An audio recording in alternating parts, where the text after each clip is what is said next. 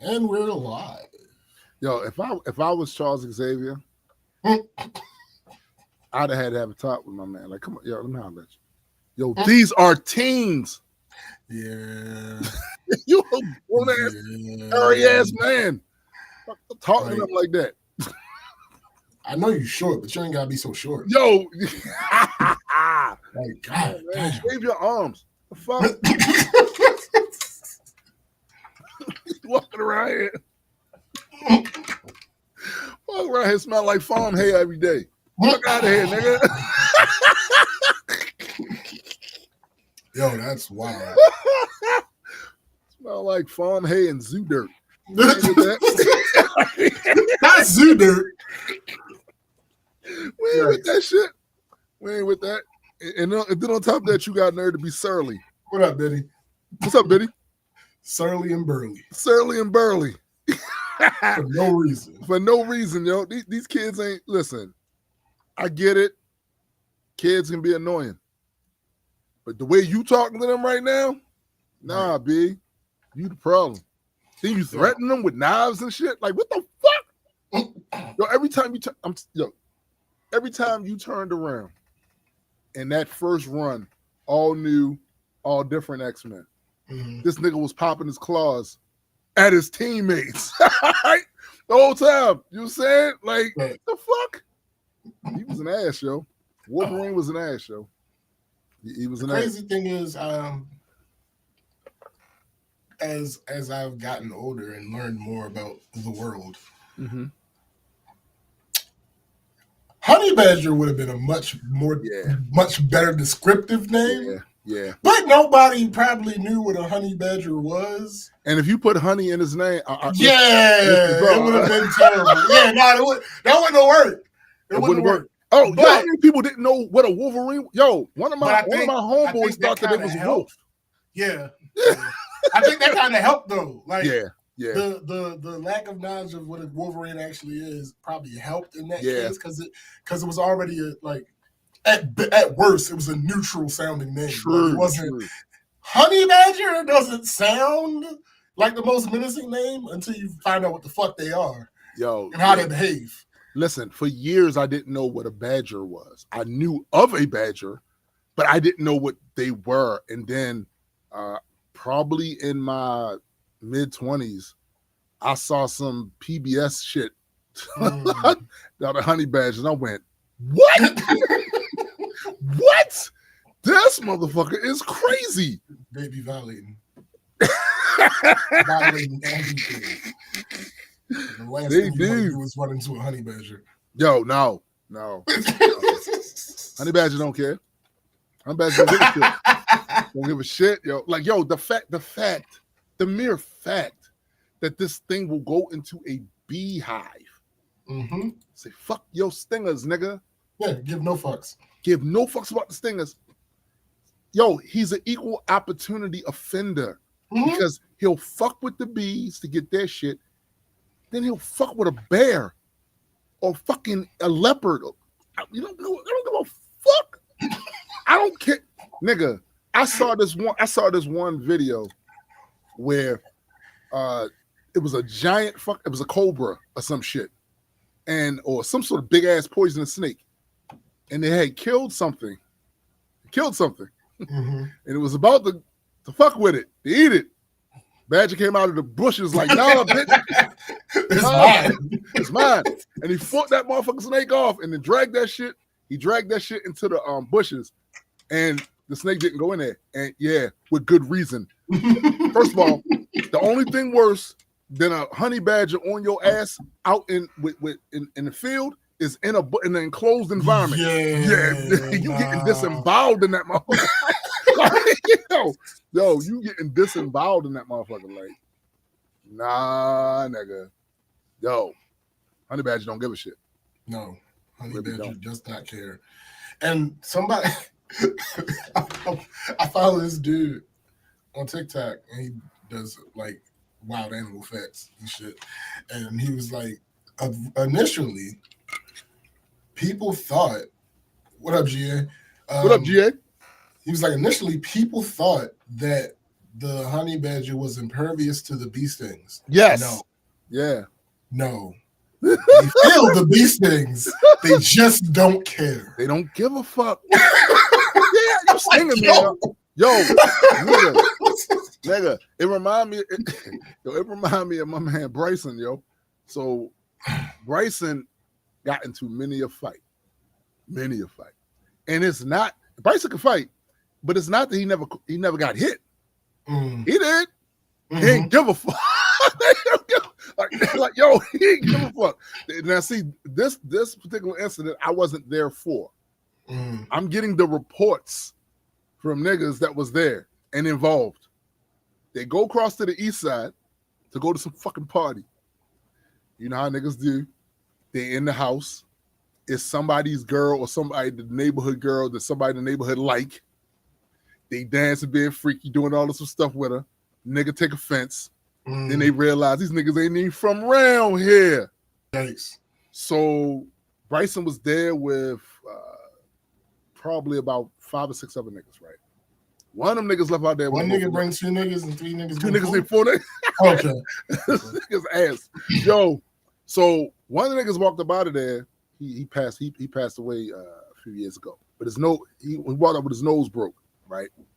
Damn. They said, niggas said, Bryson was out there, bitch, with 4 niggas coming at him at once.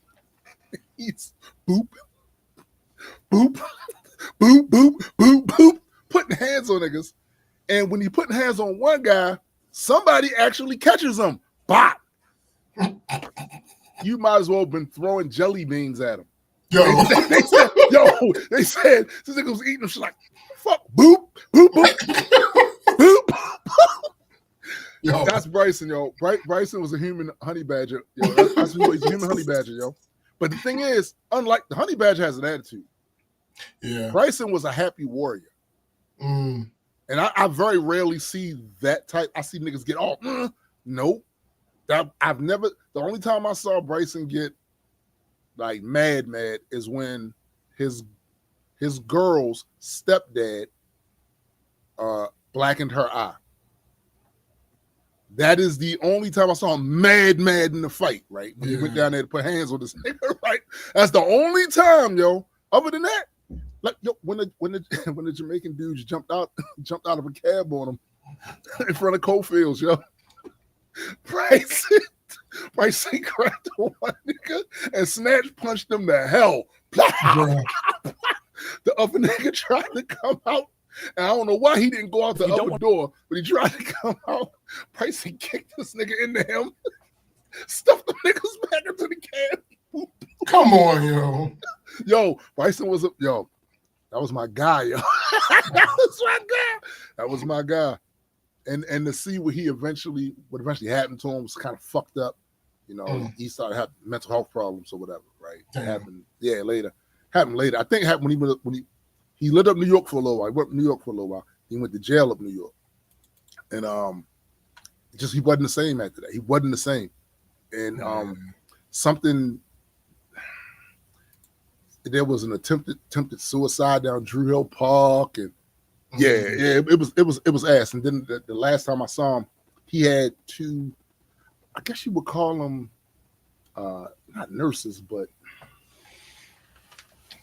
I think he lived in a group home, and these are probably the people that, you know, take care of him and shit. Right. And I was that's when Giants was up at the village, top of the village. It was lately. I'm walking through Giants, 24 hours at that time, and I hear somebody call my name from down the thing. Well, they called me by my wrestling name, McQuaid. I said, who the fuck is calling? Nobody would be calling me that. Only people would know that is when we was kids doing, you know what I'm saying? That's McQuaid. I turn around, look, it's Bryson. And he had the 2 people with him. And he came over to talk to him. Yeah, this is my brother right here, blah, blah, blah. You know what I'm saying? This the renegade lady McQuaid, this, that, the third, blah, blah, blah. And they looking like, what the fuck? Because he must have been talking about all that shit. And they thought because his condition is some shit he made up or whatever. But I was like, nah, everything he was saying, the shit we used to do when we was kids, all that shit was real. But so I guess that, you know, kind of reaffirmed for him, You know what I'm saying? Like, yo, y'all be thinking I'll be because I'm kind of, but no. Right. Nah, I was like, yeah, he was that nigga, yo. He was that nigga back then. He was. G said SPJ with the old solo rap. Yep. Right. One nigga bring two. One nigga bring two niggas. Bring three niggas bring three. Four. Three niggas bring four niggas, and four niggas come back and alert me. Yo, Everybody, yo, how many niggas? At the end of the day, somebody did a video where they counted the niggas. I don't remember what the total number was at the end.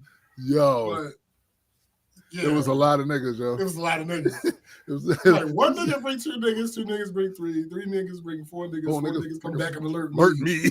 One nigga bring two niggas and three niggas bring four niggas bring five niggas and five niggas bring more. That nigga crazy. I just watched the battle. Who was he battling? J400. He was just battling J400. Shit was funny, yo. And then Jay mimicked his style too. What up, sis? What up, sis? Like Jay mimicked his style and shit, yo. Like he did that shit pretty hilarious. Good too. That's hilarious. He did it pretty good. Huh. Yeah, man. But we are at 11:17. I guess there's no need to do. Yeah, no, not at this point. So the title of the episode is We Judging. Yeah, we judge.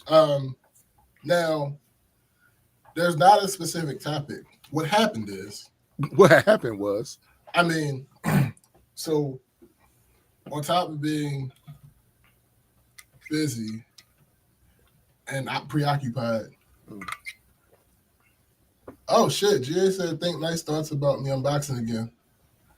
Wait a minute, what? God damn it. Oh shit. We can't even talk shit. You're talking to Jay now. Now I gotta go back down Upton Gym. I gotta go back down there. You know what I'm saying? Holler at Coach Calvin. You know what I'm saying? Hey, yo. Yo, tighten me up, yo. I need a retooling.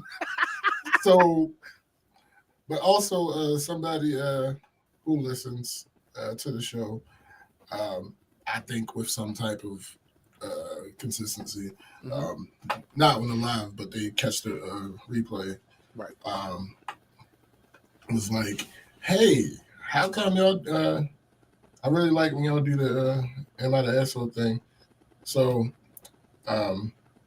we're gonna do several of those today in place of a topic. But we're still going to we're still going to before that do week in review. Yeah. Week in review. Let me start. I have like three things. So remember I was telling you guys about the landlord and the plumbing shit we had with the leak coming out the pipe. So that you broke. I mean, sure, I guess. So maybe it's possible. I mean, it's an old house. So. Yeah. We came in, the shit was. I mean, yeah. So they finally sent a plumber over. Now, mind you, this problem has been going on now for the majority of this year. And the time before, the HVAC dude, when he came here to check our HVAC shit, he caught it then. He reported it then, and that shit should have been taken care of, but it wasn't. So by the time the HVAC guy came back for his other new inspection, it still was an issue. Right. Even though I had talked to the landlord and his son and all that shit. So finally, they sent the plumber over here. The plumber comes. You know how much I don't like motherfuckers in my house. Well, I mean, yeah, I hate it. But comes down, he takes a look. I wasn't aware. Yeah, yeah, it's true. It's true though. Yeah. He took pictures. He climbed up. So when you look at the tiles up in the ceiling, you will see several water marks. Right. A few of those are just condensation. That's all that is. Right. It's the one little spot over the sink. There's this cross pipe, and there's like 2 holes in there, right? Causing shit to drip periodically, which is a pain in the ass. Because when you're over there cleaning the sink, bloop, it's like the water torture shit that people imagine back in the day and shit, right? Right. So he looks at it, takes a picture of it, and then he gets on the phone. He says there's 2 ways to fix it. We could cut that section of the pipe, put a new one up in there, right? And that'll fix it. Or we could just patch the holes. And that's more like a temporary. Right. I said, well, to be honest with you, to me it makes no sense to do a temporary fix. To only find ourselves back here again, what, in 2 years if we're still here. So that's not gonna work for me. I said, but I don't own the house. So that's gonna be up to what the landlord does. So he gets on the phone with the landlord's son. And he wouldn't tell me the price to do either one. He went and told him. The landlord's son went and told the landlord. Then the landlord called my mother-in-law and said, yeah, they want $400 to cut that pipe and put that the pipe is about this big, about that big. They want $400 to cut that and put the oven up there. I'm not doing that. What I'm going to do is, now that I know what their price is and what they're going to do, he's going to get somebody that works there. They know that works there to do it under the table for less than that. I certainly understand $400 is a lot of money to spend on something like that. Pretty sure they may or may not be gouging that price. I don't know because I don't work in that field. But that is precisely the attitude we should be getting away from. You trying to find ways to half-ass shit. Yeah. You know what I'm saying? Like, sure, this guy might know what the fuck he's doing. He might come here and do an excellent job. Or he might not. It's not on the books. You know what I'm saying? At least on the books, there is some checks and balances. There's some accountability. You know what I'm saying? At the end of the day, this is not my house. We are renting. And we do not plan on staying here. Right. You know what I'm saying? But it just seems to me that if you plan on renting to someone else in the future, you would want to take care of these problems because you know this is an old house. Yeah. Right. And that's just not, this doesn't seem like where his mindset is at with that. He should have just kicked out the 400 and not had to worry about that thing again. You know, that's how I see it. I mean, you're getting $2,500 from us every month. I was about to say, I know you rent more than $200, bro. 1 month of less $400 ain't gonna kill him. It ain't gonna kill you, bro. It's not. But that's that bullshit. That is that bullshit. Next thing. Last night, I hear a mariachi band. No, you didn't. Yes, I did. No, you didn't. I hear a mariachi band. I wonder what the fuck. Now, earlier that evening, the neighbors, not my direct neighbors, the ones right after them, right, that bought that house, fixed that house up, added a whole deck part on the back for them that have, I guess, family activities, festival, whatever. I noticed those lights, the lights they strung up there were on. I'm like, why are those lights on? That was earlier. Apparently they had something going on. Bro, I'm not talking about a recording of a mariachi band. I'm talking about a mariachi band out there. No, yes. Not what happened. Yes. There is no way. Oh, that wait. There was a mariachi band. Bro, it didn't happen. I'm in my backyard I'm in my backyard. Because I said, Siobhan, do you hear this? Yeah. So I go out to look out the back. They out there. It's 11 p.m. The kids are out there. You get kids and shit out there. It's cold out this bitch. And I'm hearing the fuck?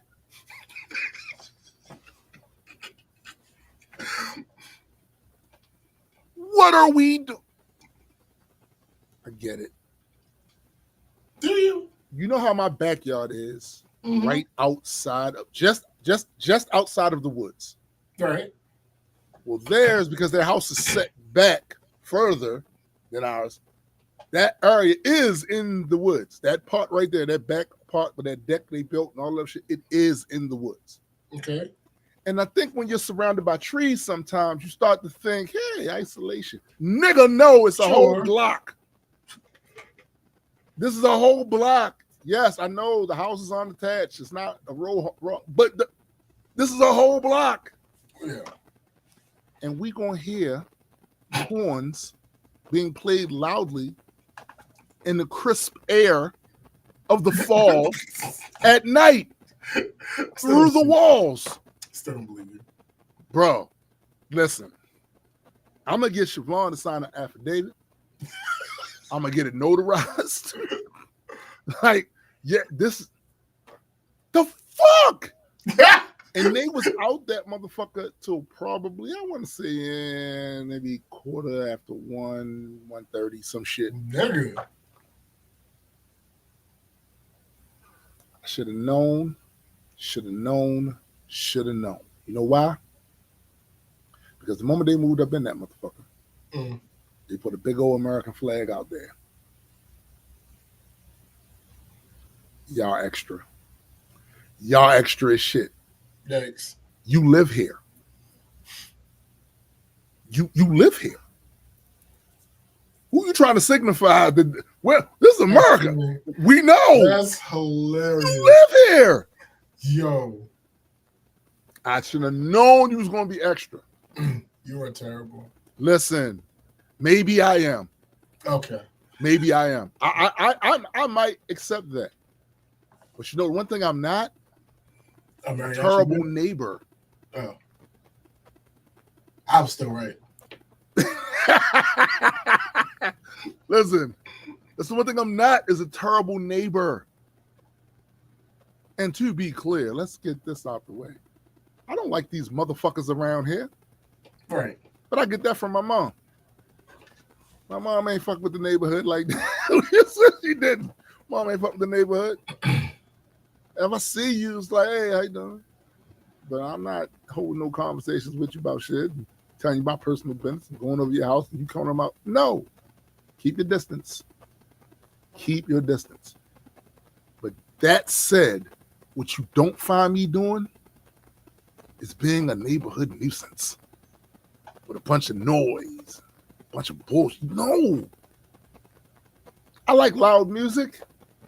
I do. But I don't go crazy with it because I have neighbors. And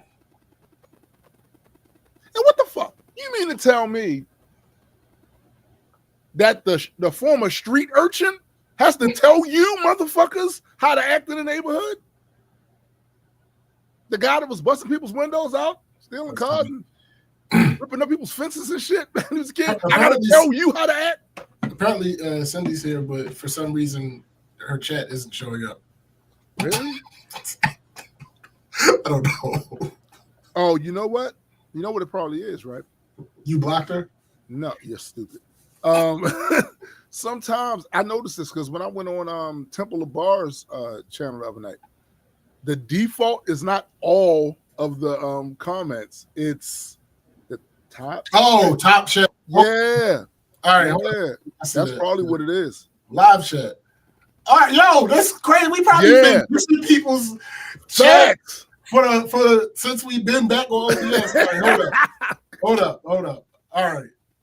Let me go down this list. God damn it. All right. Good morning, Cindy. Cindy was actually first. Wow. I thought Diddy was first because Diddy's usually first. Diddy showed up first, Right. but no, Cindy was actually first. Yo, that shit garbage, yo. What? Not only was Cindy first, she even reminded motherfuckers to hit the like button. Right. Come on, man. Like, yo, God damn it. Fucking YouTube. YouTube was ass, yo. YouTube was That's ass, crazy. yo. All right. That problem has been fixed. But yeah, man, like I shouldn't be the one that had to tell you how to act. And it's people that live here. You don't know who got to get up and go to work in the morning, what time, and do whatever. You making all that motherfucking noise. I'm only going off of the same shit my mom used to tell us when we was out there in front of the house being assly. You know what I'm saying? Like, fuck. Cindy said, I have no idea why Top Chat hates me. The GA said, Queen turned into John Witherspoon at house party. Bro. Facts. I'm just saying, though, like, that shit's annoying, man. Like, look. Get off the lawn that's 2 lawns adjacent to mine. No, you can stay on that lawn, but shut up about it. Like, no, yo, you don't think that's too much? So tomorrow. No, you're right. No, you're right. You're absolutely correct. I'm just saying, because I can come out there with a rock band at 1:00 a.m. You know what I'm saying? And like, I'm talking death metal. Like, we can do that. We can do that out there. We can do that. You know what I'm saying? Like, a matter of fact, a little while ago, what happened? What's wrong? No. But listen, we talked about a while ago doing some content in the backyard that was going to happen. Remember when Sean wanted to do his cooking thing? And we said, yo, we can finish that and do blah, blah, blah. We was going to have music and all that. Now, I'm always thinking to myself at the proper time to do something like that because it would make noise. And I got neighbors around here, you know. But now I see there ain't no time. Bro. Anytime is fine. Anytime. Get some fucking speakers out there, motherfucker, some turntables and shit. The fuck? Have a block party in the backyard. Yo, I was appalled. Bruh. But I knew I should have known. I bet. GA says, Toon, what's the name of that group? Public Enemy? What the hell's a Public Enemy anyway? Oh my God. Yo, that was way too much goddamn noise, yo. I ain't gonna hold you. A live band? Come on, bro. Hey, that's too much. That's too much. No, I ain't got nothing. That's why I told you off jump that that's not what happened. Because I can't defend that. What are y'all doing? It's 1 a.m. and it's cold as shit. You got your kids out here. All right. All right. The kids were having fun. I'm sure.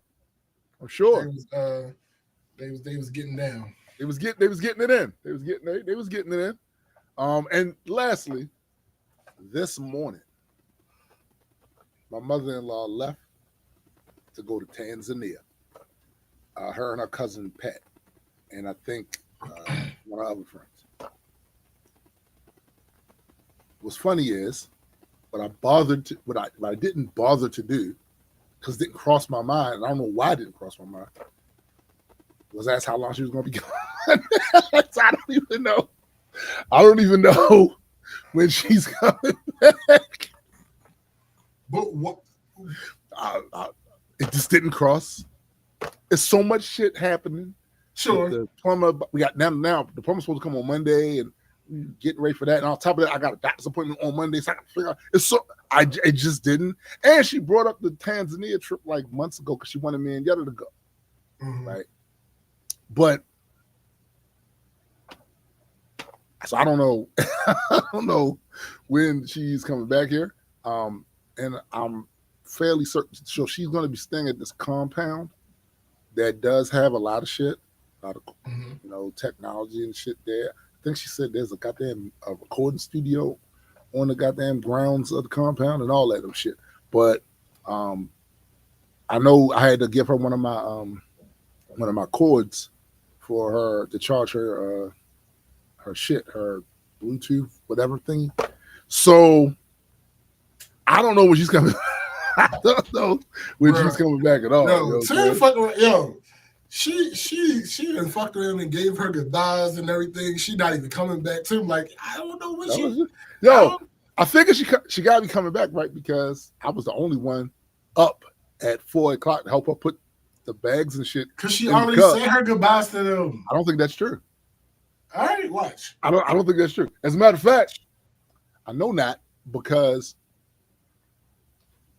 when Yetta came home yesterday, she did come down the steps, talk to her. Yetta couldn't go up the steps because Yetta having issues with her sciatic, right?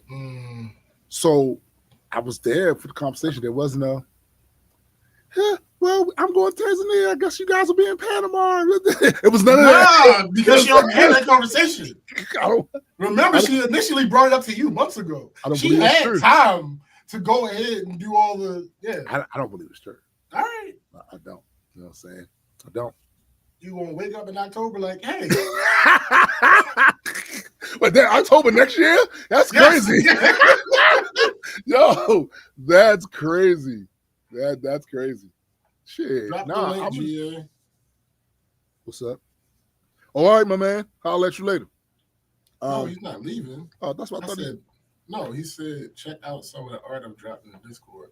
Drop the link. Oh, okay. Yo, drop the link here in the chat.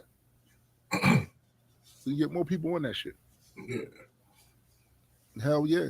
But yeah, that was your week. That's not knowing when you that was my week. when your mother I told you she moved out. She's having her things sent for her. Okay. Look, we'll see. You know this is something that you should absolutely pay attention when these strange niggas come knocking at your door. See, that's the thing. They got to get in here. That's the point that I'm making. I'm pretty sure she would not appreciate you shooting the goddamn to get her shit for her. Listen. They better know something. God damn. A password, or they got her on the phone live on the. They better figure something out. They ain't coming in here taking shit. Imagine me letting somebody come in and take some shit. How many did you get your shit together, my guy? And this is why you got to pay attention in life, folks. She done gave her final goodbyes, talking about figuring out plans to come visit at some point. It turned completely was like, all right, like, wait, what? Listen. What is happening right now? Listen. Anyway. Just saying. I don't know. I don't know. That's wild. See you when I see you. That's super wild. All right. So, actually, this first thing that happened fits the title. I'm judging. I'm judging. Yes. So, I personally encounter many people on a regular basis. Actually, I can say this because I don't actually encounter many people on a regular basis. So many of the people that I encounter on a regular basis, all right, maybe not many, but a decent portion of the people I encounter on a regular basis and interact with on a regular basis are pretty well off in life. That happen when you work at the corporate office of a small business of a large industry. That tends to happen that way, right? So, and then outside of that, the people that I happen to know in real life that, doing pretty good for themselves. Right. A lot of them, I just want to ask how they're able to survive in the wild. I swear some of them have the smoothest brains. Smooth, just wrinkleless. Yeah, bro. Like, so the garage is closed on holidays. But one of the entrances is set up so that you can scan your monthly card and it will open the door for you so you can drive in and go park. Right. So I forgot that it was a holiday because I had to go to work. Of course. So I first went to my normal entrance, saw that it was closed. Like, oh shit, it's Veterans Day. So I turn around and head to the other entrance. I get around there, and there's a line of 2 cars. Mm-hmm. The person in the first car is getting back into their car as I'm pulling up. Now, I will grant, before I get into this, I will absolutely grant that the door will close at some point, right? Mm-hmm. But the second car pulls up to where the first car was and just sits there. Just sits there, not moving forward, with their foot on the brake. The door now starts closing. Once the door closes all the way, they put their car in park. They get out. They go scan their card on the thing for the door to open again. It was one of those types of people that I referenced earlier. It was well-off motherfuckers. Now, some might pass that off and shoot them some bail. But I'm judging for the reasonable aspect that they might have been nervous that the door was going to close before they got a chance to get their car all the way through. What about that's you? That's reasonable. What about you? That's reasonable. And I'll absolutely admit, it's not necessarily, like I said, it's reasonable. It's reasonable. But even if I can see that, why are you sitting in the car with your foot on the brake until it closes? Yeah, why are you? If you were scared that the door was going to close before you got a chance to get through, why not put the car in park, get out, and go? Okay, all right. So some still might try to shoot some bill for that slightly less reasonable reaction. Okay, try this one on. For the record, before I go to the next part, for the record, I didn't get out of my car. Okay. When they went through the door, I just went in as well because you have to think about it. That door has to be open long enough, right, for a potentially older person, right? Because you have to accommodate for everybody. Potentially an older person, potentially a disabled person, to get out of their vehicle, right, scan their card, get back into their vehicle, put the car in drive, and then drive through that. It has to be open long enough for all of that to happen. So right. I would imagine, now this is the part I don't know for sure, I'd imagine there's a sensor so it won't close on somebody's fucking car because it's a garage. You would think, yeah. You would think, okay. So, like I said, I didn't get out of my car. Once they went through, I went through. It's not like you got to pay to get in. Right. It's simply the mechanism that is used to open the door. Now, I wouldn't advise you to just go in after somebody if you don't got a monthly card, because if you don't know how to pay, you won't get stuck in there because you got to pay to get out. So, and ain't nobody working in the garage. Right, closed, right, so you're just gonna be stuck. But I digress. So when I get to my desk, my supervisor was not my supervisor. Asked me if they opened the garage by the time I got there. She forgot it was a holiday too.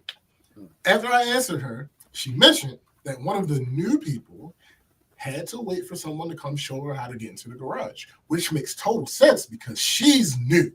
Yeah. Right? Yeah. But then the person I was talking about earlier that I was behind, who has been with the company for over a year, saw them and followed them there because they didn't know where to go either.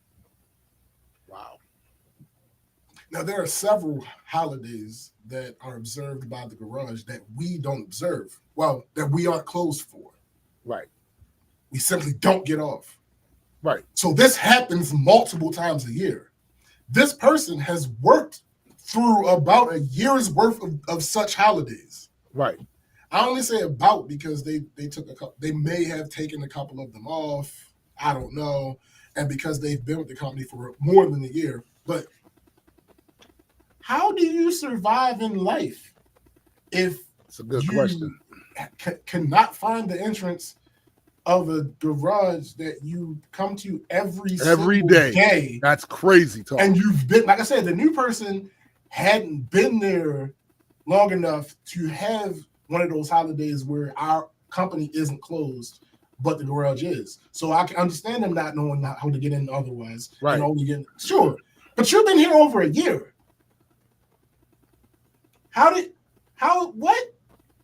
What is that? Whatever. All right. So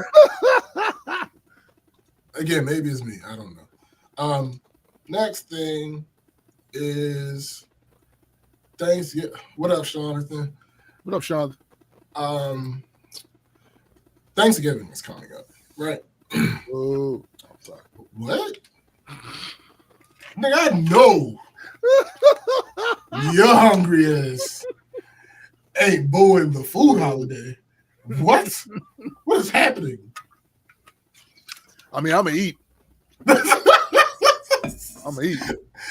what college shit turkey day. Fuck the pilgrims. Anyway, nah, nigga, I am anything but traditional. You know what I'm saying? I'm gonna eat. It's turkey day. Matter of fact, I don't even eat turkey and it's still turkey day. Yo, hold up. Stop the presses. What? Like, I need the whole universe to do a break screech. You don't eat turkey? We've had this conversation before. I'm not doing this with you again. We're doing it again. No. You don't eat turkey.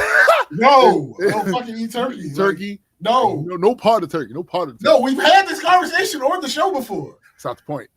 There's new people here. Listen. No, I don't eat turkey. Like every now and then I'll tolerate turkey lunch meat, but okay, all right, yeah, I'm mad at that. Cause like, the little honey roasted joint. Mm-hmm. Sometimes that's good. I'll do that sometimes. And you like, ain't never had in fact, last night, no, I ain't never had one. There's this guy that we know that used to live at one of the properties at the job that he does them, but I've never gotten a check because I don't like turkey. So, but anyway, matter of fact, I actually just had some turkey last night because I had a club from Double T, and yes, I looked at the menu, motherfucker. Every fucking thing comes with a cup of soup. I don't understand it. I don't understand it. Yo, I don't get it. I don't get it. Now, I don't know if Chrissy just told them no, because I didn't go. Chrissy brought me food. I don't know if she just told them no. She could have just didn't bring it up. Right. But when I looked at, because I got the club, I looked at the club and it said cup of soup, fries, and blah blah blah. I'm like, yo, what the fuck? What's up with that? Listen, I have no idea. What's up with that? Look, I've been in plenty of diners. Soup has never been thrust upon you. Let me see if I can like pull this shit back up real quick. Was it turkey soup?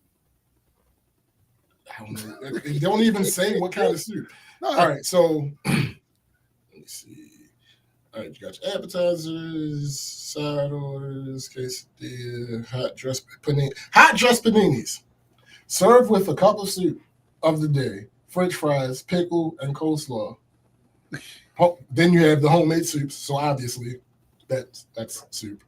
Then you have salad. Oh shit! Hold up. Chrissy said even her breakfast. They asked her, did she want? Yo, listen. This is what I. Yo, here's the thing. It got me the section for salads, right? And it don't say that under it. But one of the options is cup of soup and a large tossed salad. Come on, bro. Like, what's going on? What's up, specialty? What up? Specialty sandwiches. All specialty sandwiches served with cup of soup, coleslaw, lettuce, tomato, with a choice of French fries or vegetable of the day. Italian sub. On a sub roll with a cup of soup of the day, French fries. Triple decker sandwiches. All clubs served with lettuce, tomato, cup of soup of the day, French fries. Wraps around the world. Served in a soft tortilla with cup of soup of the day, French fries. Deluxe sandwiches. Cup of soup of the day. Deluxe sandwiches served on choice of bread, rye, white, whole wheat, ciabatta, or brioche. Deluxe comes with cup of soup of the day and French fries or one vegetable. half-pound Black Angus deluxe burgers made with 100% Black Angus beef. Meat cooked medium rare or rare is served at the customer's request and at their own. It doesn't say anything after that, so I'm guessing risk. All burgers served on brioche bun or ciabatta roll. Deluxe served with lettuce and tomato. Cup of soup of the day. Coleslaw, pickle and french fries or vegetable of the day. Char grilled chicken breast sandwiches.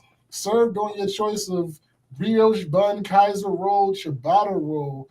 All deluxe served with cup of soup of the day. Man. Coleslaw, lettuce and tomatoes. Steak combination platters. Served with cup of soup of the day. And rice or potato or choice of two sides. Steak and chops served with cup of soup of the day, potato and vegetable. Greek dishes served with cup of soup of the day. Come on. And tossed and Caesar salad. Come on, man. For fresh seafood served with cup of soup of the day. Pasta and vegetables. The weirdest shit. No, chicken dishes served with cup of chicken soup of the day. Hot open-faced sandwiches served with cup of soup of the day. Italian dishes served with cup of soup of the day. Yo, I don't. Yo, so now let's quickly revisit. These motherfuckers bought a bunch of soup broth and shit like that, bruh. And they trying to work their way through the shit. I ain't never seen no shit like this. When you said it, it's not that I didn't believe you, but I thought you were exaggerating. No, nigga. I rarely exaggerate. That's not true. We're not doing that. We're not doing that. We're not doing that. I'm not letting you get out on that. Sean P said, most days I am guessing I would not like the soup of the day. Bruh, like scheduled for the yeah. I has confusion. Like I'm sensing the theme here. Yeah, like I don't. Yeah. What is happening? Listen. Black bean soup, my brother. Look, what the fuck are they doing? Because what are they doing? Like, I'm surprised. Yo, I told you, yo. So they just ask with every meal, would you like the soup? What? Split pea soup, my brother. What? Don't you think I would have asked for soup if I wanted soup? It's 100% lentil. Lentil. Yo, these niggas garbanzo. Yo, gazpacho. Yo, this is the equivalent of motherfuckers giving you gruel for every meal. Like every meal. Like, and that's the crazy thing because the food's still good. Yeah, but why the fuck are you trying to drown me in soup? This is why I said I don't know of any reason why this would be a thing unless y'all over-purchased the shit for soup and you're just trying to work your way through it. Because you know what I'm saying? What is happening? Why is this a thing? Anyway, I'm sorry. Long ass tangent. Thanksgiving. Hey, yo, Ryan said every meal they serve that comes with a soup needs to come with a poop scoop. That's funny. Thanksgiving is coming up. As much as I love my family, and as much as I am a family guy, like you've been Peter Griffin for a minute. Shut up. I got instantly annoyed. Instantly. So when I did my mother's birthday dinner, you need soup with that soup. Yo, I swear that I kind of want to go and order soup to see if they ask me if I want. Yeah. So when I did my mother's birthday dinner, Chrissy started talking about Thanksgiving.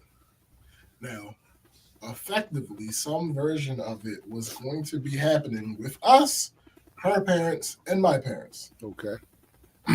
Things like that are what happen when you start combining lives, of course. Yeah, that's how that shit goes. Yeah. Mm-hmm. This is where the annoyance started. What, combining lives? I agree. That shit sucks. No. Oh, sorry. So my mother starts talking about trying to go on vacation that week. Now, y'all know how I feel about my mother. I don't play about my mother. She do right by everybody. Right. Even oftentimes to a greater extent than she should. Yeah. But if it's one thing that lady gonna bluff about, It's going on vacation. My first time out of the country as an adult was the Cancun trip with her. Matter of fact, my other time going out of the country before being an adult was when I went to school in Kenya. She went over there. But the Cancun trip was at least 5 years ago. Actually, now, was this a vacation or a trip? I mean, I don't trip out of country. I may happen to trip in country. I don't trip out of country. Yeah. Out of country, I'm on vacation, motherfucker. I'm chilling, nigga. Yeah, nah, fuck that. I'm chilling. So actually, it was more than 5 years ago because that's what COVID has done to all of our brains. True. So it was before COVID. So it was more than 5 years ago. Yeah. We went there, and I have since that trip gone back to Cancun, Jamaica, Punta Cana, Riviera Maya, Myrtle Beach 3 times, Deep Creek, Atlanta, Bahamas. I'm probably missing something. Panama. She talks about going on vacation almost as much as I do. Damn. Yet, in that time frame, she may have taken 3 trips. For various different reasons. Right. Not all her fault. Right. Some her fault. But that's just how it panned out. Right. So, of course, when she tells me on October 26th that she wants to go on a vacation the week of November 28th and does not have a whiff of a scent of an idea of where she wants to go, I instantly get annoyed because you're not going anywhere. Stop playing with me. Like, what are you talking about? Right. You are not going anywhere. You don't even know where you want to go. Right. The trip is less than a month out, and you have no idea where you want to go. You're not going nowhere. Like, what are we talking about? Anyway. So, I'm going to tell your mom. Because of that, go ahead. Because I say it too long time. Yo, GA said SBJ with the subtle flex. Yeah, No, nigga, hold up. Whoa. No, we not. Listen, yeah, this nigga be that ain't no places. flex. Don't ignore the man in the red shirt. That nigga be going places. Every time I turn around, so we about to take this week. I'm like, damn, nigga.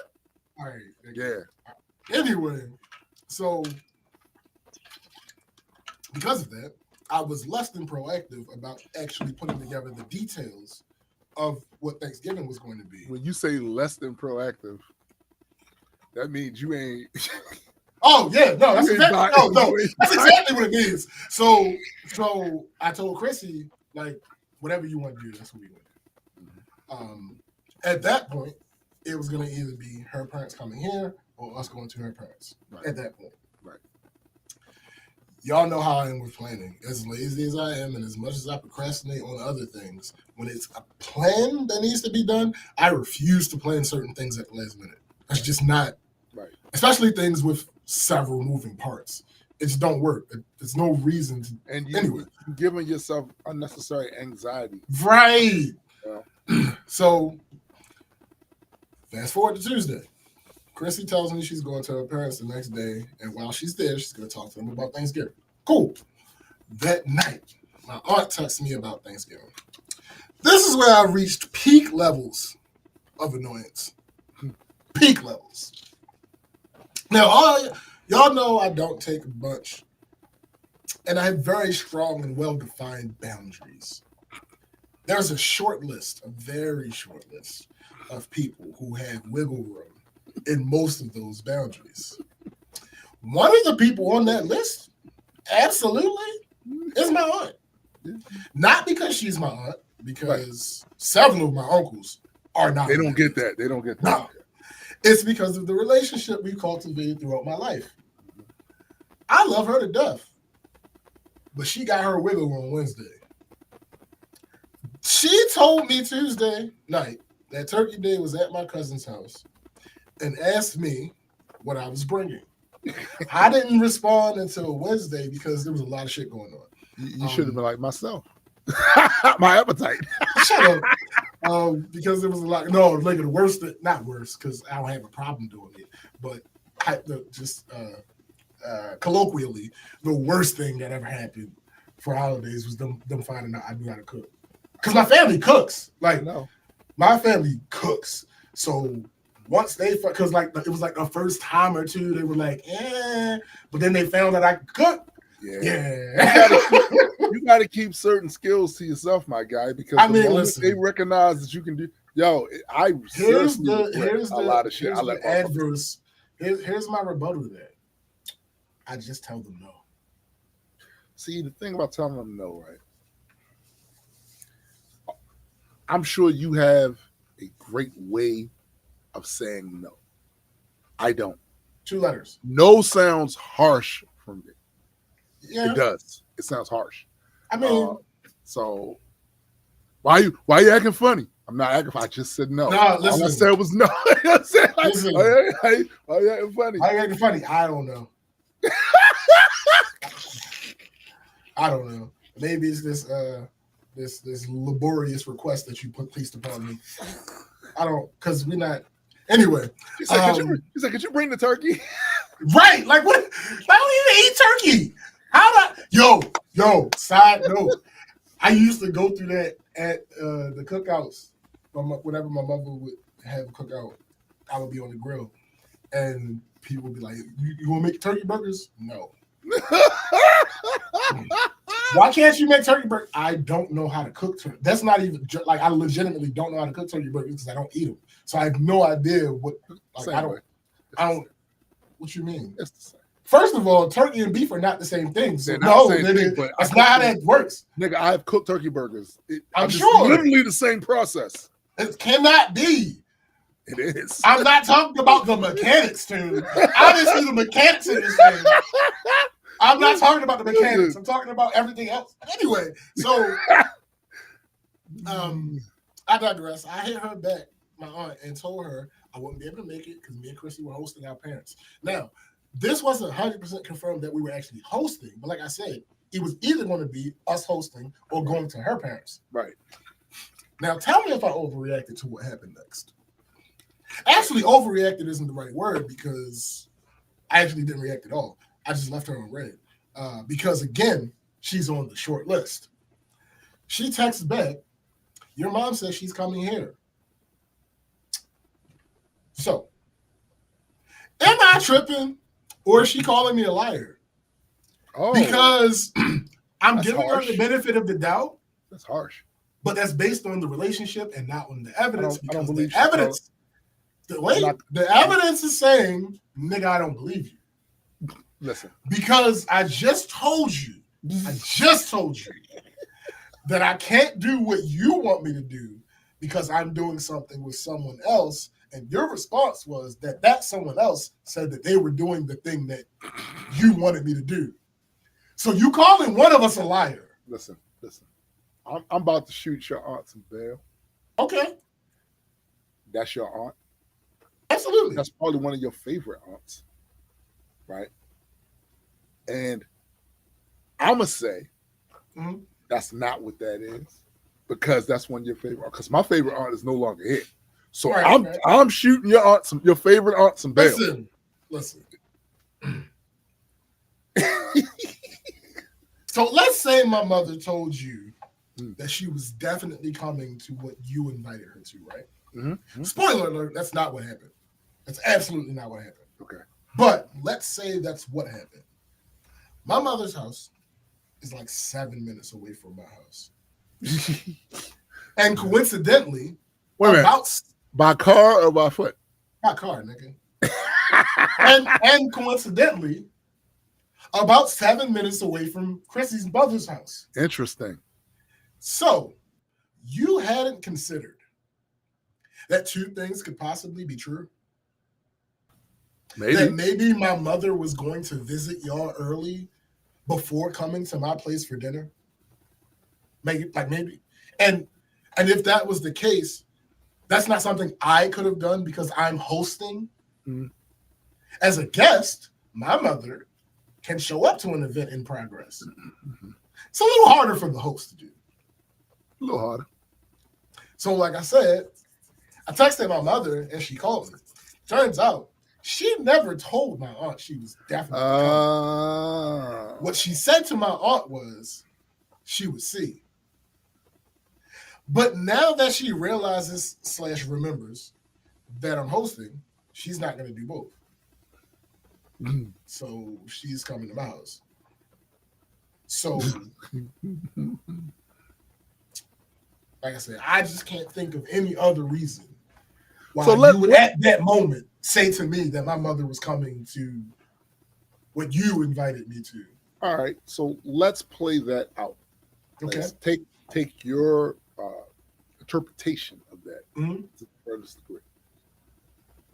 If you decide that that's what was happening there, what's the next step? Nothing. I never responded. Because again, she is on that short list. Yes. So no harm, no foul. Let me ask you about that short list though. So even on that short list, is there a certain amount of times that wriggle room can be exercised before it gets shut down? It depends on the person, right? My aunt is getting up there in age, so I know what happened. I'll say specifically to women in my family, when they get up there in age, they get a little short. They get a little testy, a little bit. Little feisty. Little feisty. So she gets that extra allowance. People that don't have that set of circumstances, that aren't up there in age, that aren't like, you ain't got but too many times to call me a liar. See, remember what happened when my father tried that shit. Yeah. The difference being, though, your father is not on that list. No, he's not on that list. He's not on that list. Right. But what I'm saying is, I get it. I also get when people get older, I think that's a people thing. Yeah, probably. Because part of that is also, and I wish they hadn't. I wish whoever coined this didn't coin this. I'm old enough not to give a fuck and just say what I want because I want to say. I wish people hadn't coined that because unless you are wealthy, an old wealthy person with a lot of money, you're going to depend on these young people that you running your fucking you're running your denture grabbers to like right. So like I've always been cognizant of it because I look at my grandparents even when I was a teenager, right? They were very independent. Then they got older and they relied on the kindness of younger family members. From both grandmothers. My grandfather wound up moving in with us, right? Like, and this should be a lesson to some of you non-existent parents out here who made this rationale in your head that it's up to the kid to come to you with this. It's a lesson to you. You better contemplate, do you want this little motherfucker in your life? Right. When you get to be an old motherfucker. Like, about it and take out any sentiment. Just the cost-benefit analysis. That's the cost-benefit analysis. Because here's the thing, right? So I'm getting older. And when I look at some of my peers, not all of them, because I have to say, most of the niggas that was in my circle, they took care of their fucking kids. And I don't give a fuck what they were doing out there in the street. They took care of their kids, right? Right. They have a relationship with their kids. But some of y'all, like I said, me and my kids, that's I'm not even worried. I'm not even worried about that shit. Some of y'all, shut up, Cindy. Some of y'all, you know what I'm saying? Some of y'all then fucked up. Some of y'all done fucked up real bad. And my suggestion to you is now, be about the making of amends. Yeah. Get off of that bullshit about how that's the child. Nigga, first of all, they may be your child, but they aren't children. They're not children anymore. That ain't child no more. Nah, nigga. Nah. So you gonna have to conduct. Listen, if you give the boss at the job you retired to more deference than you do your kid, that's a problem. Yeah, that's a problem. If you watch the way you talk to your boss, but you don't watch the way you talk to you, that's a problem. That's a problem. That's a problem. That's and a problem. I see too many guys. Like, I'm speaking specifically guys. I know there are mothers that have been shitty mothers too, and the kids don't fuck with them no more. I literally see evidence of that on my timeline sometimes, right? But in my experience, I've mostly seen guys. Some of y'all ran the street, y'all ain't look out for them, y'all ain't do none of that shit. And then when they get older and they got disposable income and all this other shit, and maybe the type of work you did required you to use your back, you can't do that shit no more, so you don't have as much money as you used to have and could really need some help from somebody. They're gonna look back on how you treated them, how you talked to them, all that. Absolutely.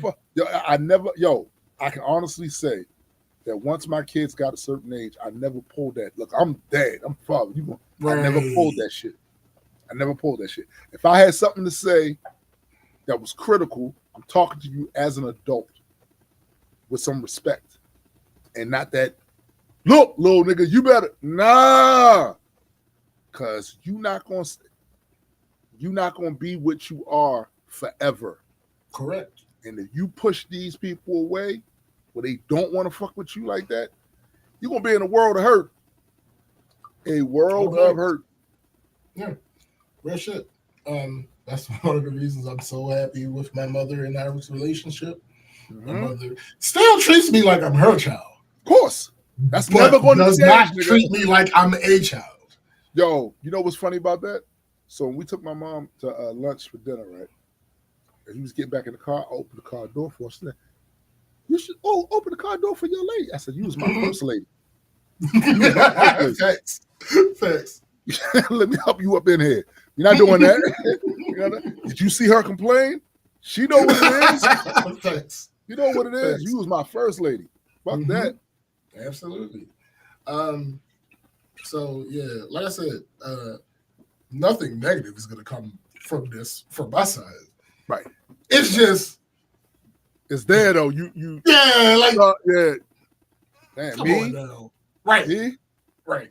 So, this was judging. So yeah, this is Thanksgiving is a thing. So busy. So many things coming up and that have been happening. I feel like I've been busy since October, and there are still things that aren't getting done that need to be done. There's just so much going on. And speaking of so much going on, I've spent so much money. GA, this flex. This is another flex. No, nigga, shut up. That's not what's happening. It's another flex. That's not what happened. That is not what is happening. It's just that, like I said, there's so much shit going on and so many things that need to be done and so many things that we are planning on doing in the near and prolonged future. This past week and a half. Matter of fact, let me read all the shit just from my Amazon. Damn. It's not. I was about to say it's not a lot. I'll let y'all be the judge of that. It's a flex is what it is. It's not a flex. I wish I still had that money. I wish I still had that money. What you want me to lie to you? Tell you the truth. Why GA say my mom has been saying, I do for y'all. Don't put me in no home since I was a kid. That's funny. That's hilarious. Hey, if you want to be meta with it, be meta with it. So, hold up. Did I get on here and talk about that expensive fast food place we went to? Food place? Was it a restaurant? Yeah. Where did you go? It was a couple weeks ago. Where'd you go? The Ruxton. I don't remember. I don't think I talked about nigga. I don't remember. Nigga. Did you get sued? Nigga. No. Listen. I believe it's relatively new. I will say this. Don't let what I'm about to say after this scare you. Mm-hmm. You and Yetta should absolutely go. Nah. What? Oh, sorry. Go ahead. I'm serious. If you just go once, or like make it don't just go. Make it like an anime. Mm-hmm. But I think y'all should go once. Once. This place, first of all, there is a garage, and then there's valet. It's in like the top part of Fells Point. Oh shit! We'll never find ourselves in Fells Point. The last time I felt myself in Fells Point, I was with your ass. Yeah, I mean, but Fells Point is nice. It is. But it's at the top part, like before technically. Right. What I say? Look, what? He said SPJ with another subtle flex. No, nigga, hold on. Here's the thing. Wait. I vehemently, like the other ones, I can't even fight. I can fight this one. I didn't pay for this. Oh, okay. I didn't pay for this, nigga. This is Chrissy said the lovely so good. Other. Harbor East area is nice. Yeah, it is. Harbor East area is nice. Yo, it's almost like that shouldn't be on the east side. I mean, it's only technically east. Like it's not really true. Like the downtown and the surrounding areas, I don't really count as east or west. It's just that the dividing line happens to be Charles Street, which is in the middle of downtown. So nigga, that shit is, if it's going east, it just ain't east. It ain't over east. Yeah, that's like MLK. You just did it. Just MLK, the MLK ain't over west. Right, yo, that's it. That's how you. It's western, but it ain't over west. Yeah, that's President Street is eastern, but it ain't over east. Because if you go over east, you know you over east. You know you over east. Yeah, all right. And same with over west. Same with over west. So you know how Harbor East and fucking Fells Point are. There's parking is terrible. Bruh. Parking is already it's already going to be an issue. I'm sorry. How did we even do that the last time? Like, where did I parked in the garage? Not a garage. No, it was the parking lot. It's the parking lot. Yep. Parking lot. But yeah, like, and you got to pay for the parking lots. So this one, yo, GA said SPJ, speak louder. We can't hear you from down here, bro. Again, I didn't pay for this shit. It would have never been my choice to go to this place. Ever. It was one of Chrissy's friends' birthday, and they wanted to do this place. I would have never. Right. And honestly, I think it's a little inconsiderate. I'm not for an event for me. Right. I am never going to be like, hey guys, because I know how this whole social pressure and all that other shit. I know how that works. So I would never be like, hey guys, I'm having this event for my birthday. Let's go to this particular place. Notice I haven't said anything about prices yet. We gonna get there. Oh shit. Oh shit.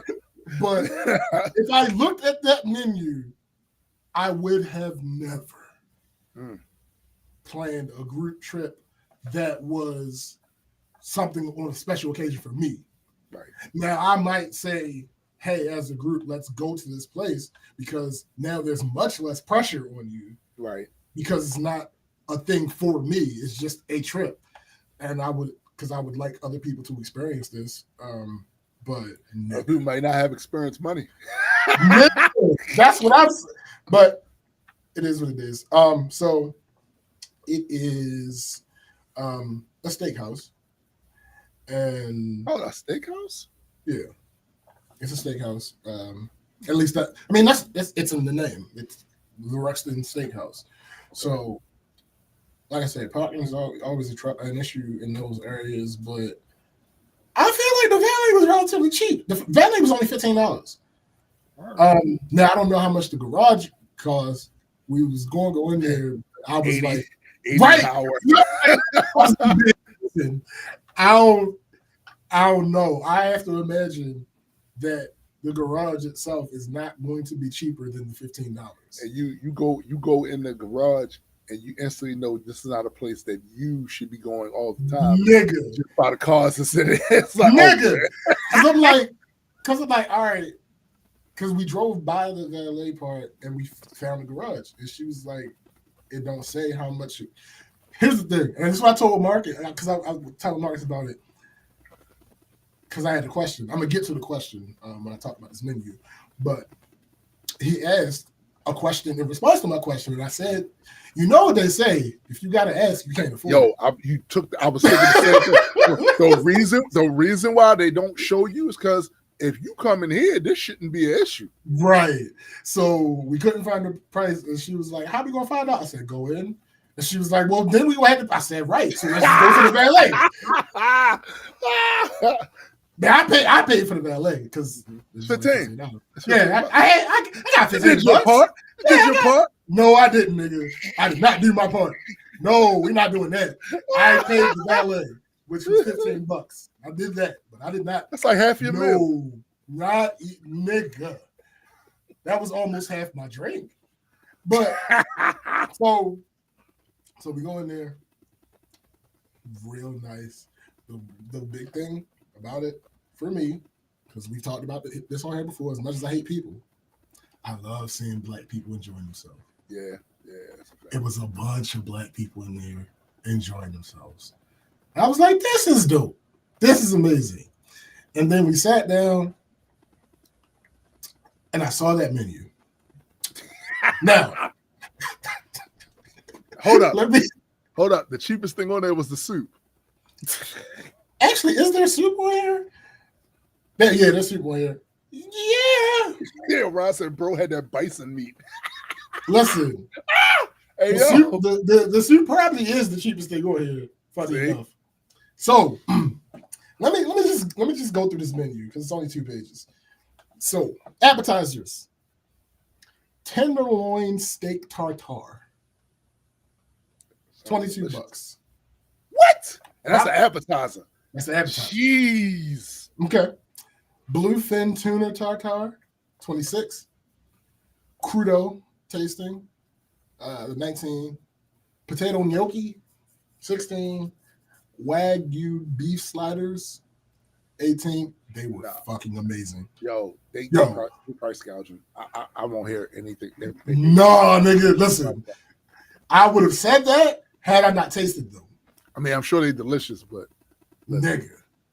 No, listen, I watch this. I don't even eat craziest thing. I don't even eat steak. I know. YouTubers that I follow, he's a steak guy. And he does a lot of Wagyu. No, Wagyu is. I really only eat filet mignon. Oh, okay. No, I know that sound crazy. I know you talk about me. I only eat filet mignon. I really. It's not that I won't eat the other stuff, but if it was I'm only eting filet mignon. Right. So again, but so you talking about me? Listen, I'm just saying. What? So let me see. Charlotte grilled oysters, $19. Lemon butter prawns, $19. Frito mixed, $18. House made tater tots and caviar, $21. First of all, hold on. I'm not eating. I'm no fucking caviar. Oh so no! If you take the caviar off, can I get it drop for the $5? Right. Say it like. Martini didn't have a price by. Oh, I'm sorry, martini, and it's not a. I don't think that's a drink, even though it's a martini glass. But the only reason I say it's not a drink is because. Oh no, it's a combination. Okay, I got you. So the combination of the tater tots and the caviar, if you added martini to that, it was $29, which is actually probably a deal because the martini by itself was not $8. Right. So all right, cool. They give you a little deal right there. But nigga.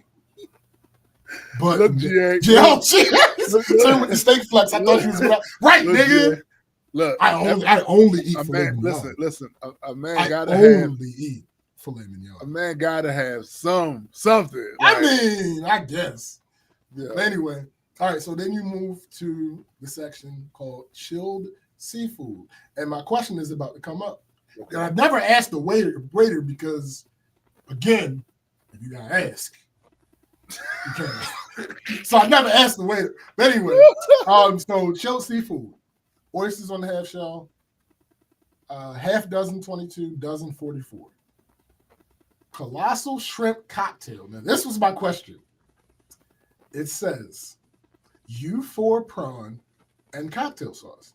Because that's what a shrimp cocktail is. It's shrimp and cocktail sauce. Yeah, that's all it is. Wait.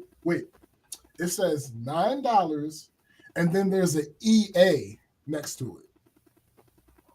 The only thing that I can fathom. You said $9 and then a GA? No, EA. That's a flex. Yo, they got your name on.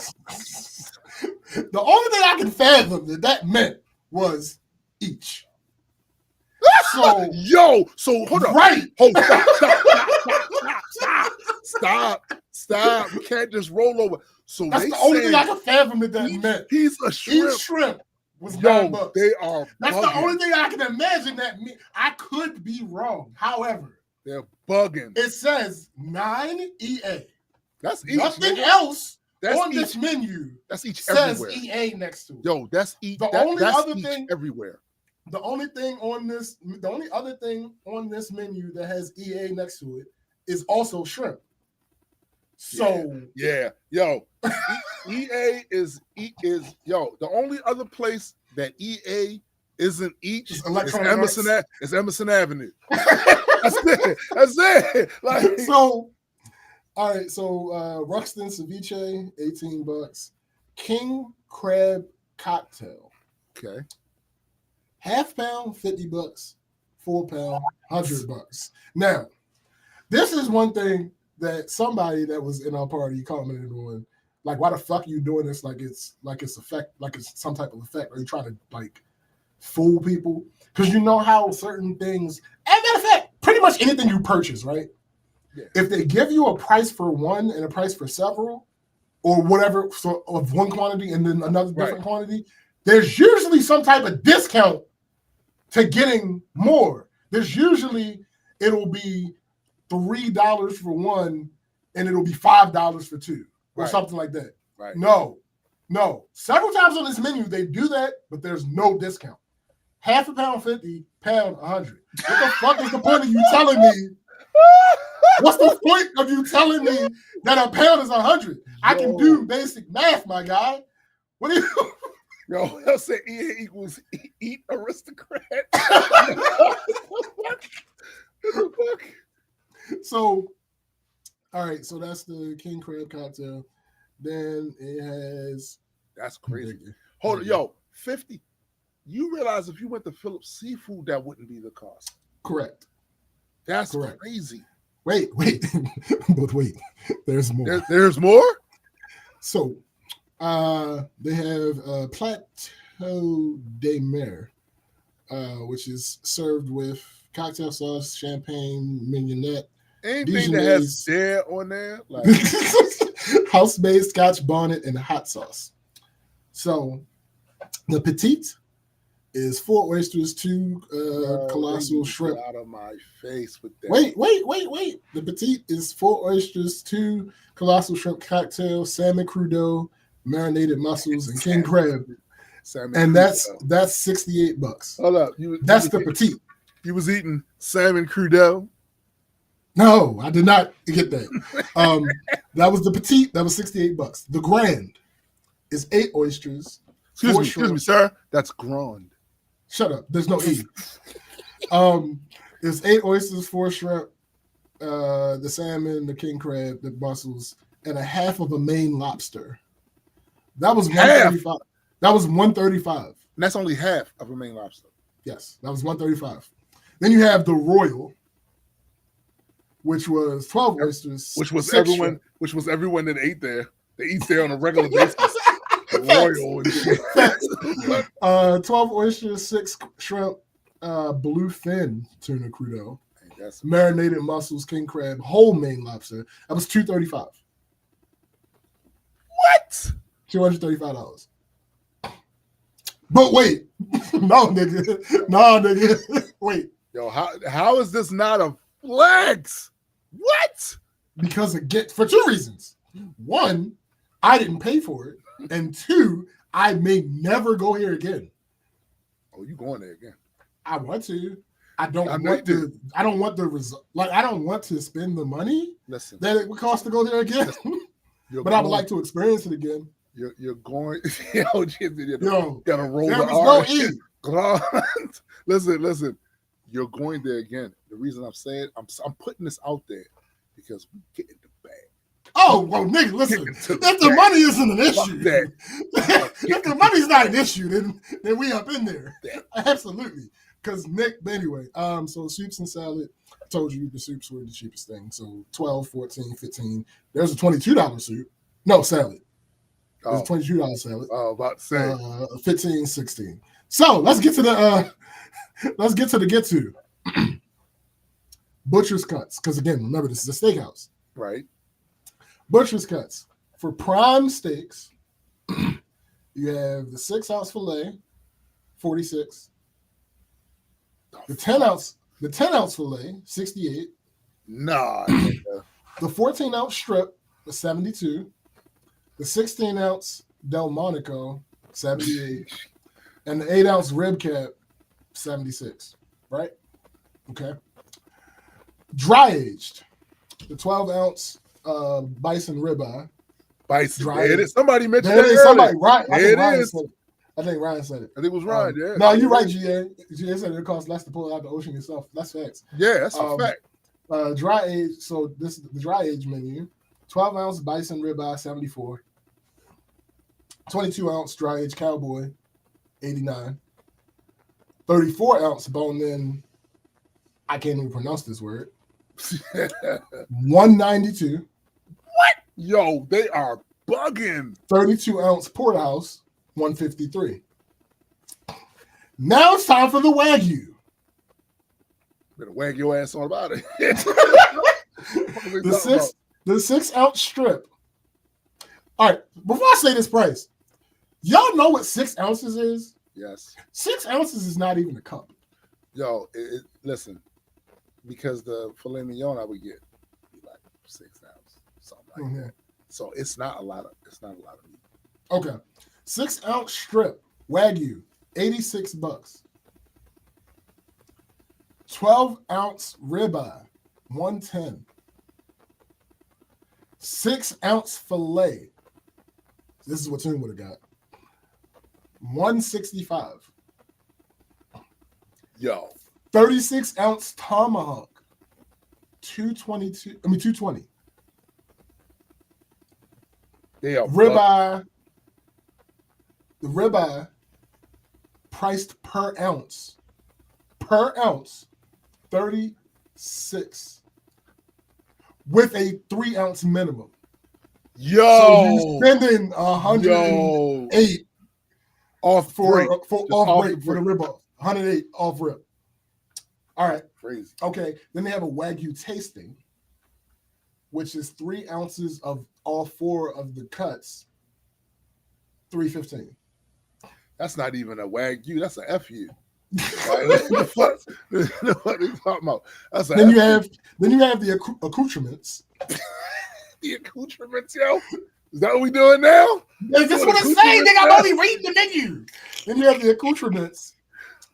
So for people that just don't know what that word means, it's basically things that you're adding to the steak, right?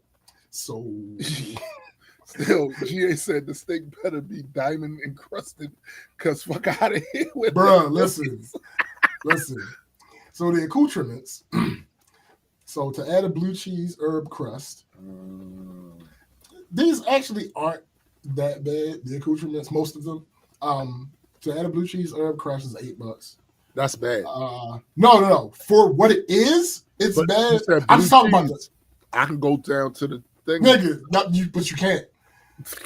Yo, 4 peppercorn crust.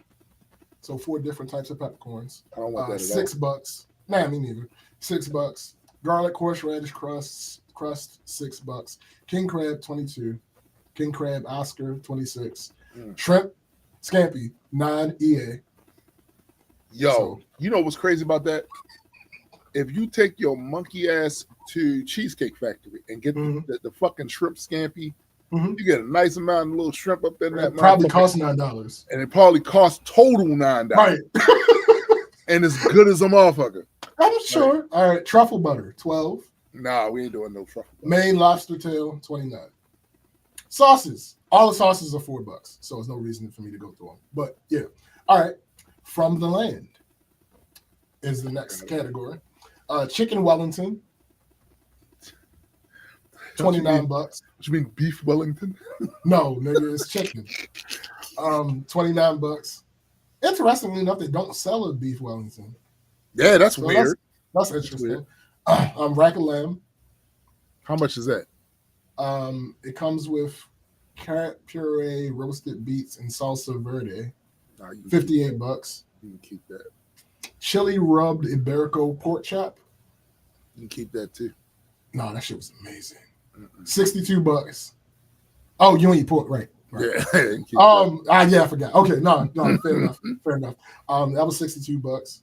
Crescent Farm duck breast with winter citrus and a red wine reduction. Yo, all I keep 36 $36. That's not that bad. That's not bad. Only thing I keep saying every time you read this shit is you. But one of them waiters seats on shit with the cloth going down here. Reading out the fucking butternut squash steak with pomegranate spice squash puree. I don't like squash, so they keep maitake mushrooms and aged cherry vinegar. $29.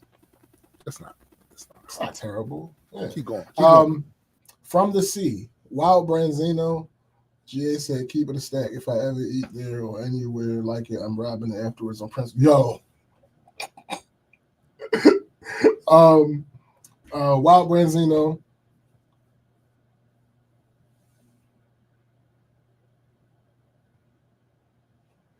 Yo, Ryan said, bro, you eat that stuff, you might as well claim your suit at Kingsman.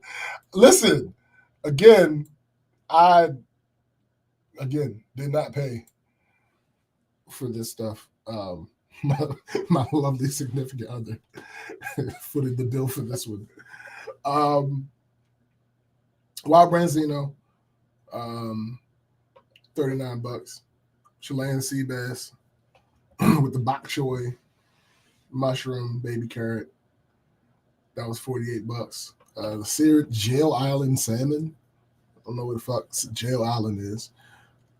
Came with leeks, champagne butter, smoked trout, and chives. $34. Fried Maine lobster tails with Nashville honey butter was $59. European turbo, capers, ginger, preserved lemon. That was $58. Rock shrimp risotto with mascarpone, Meyer lemon, chili oil, $29. The crab cakes, hearts of palm, cucumber, baby corn salad, house waffle fries. Single was $32, double was $64. Steamed live lobster with butter was market price.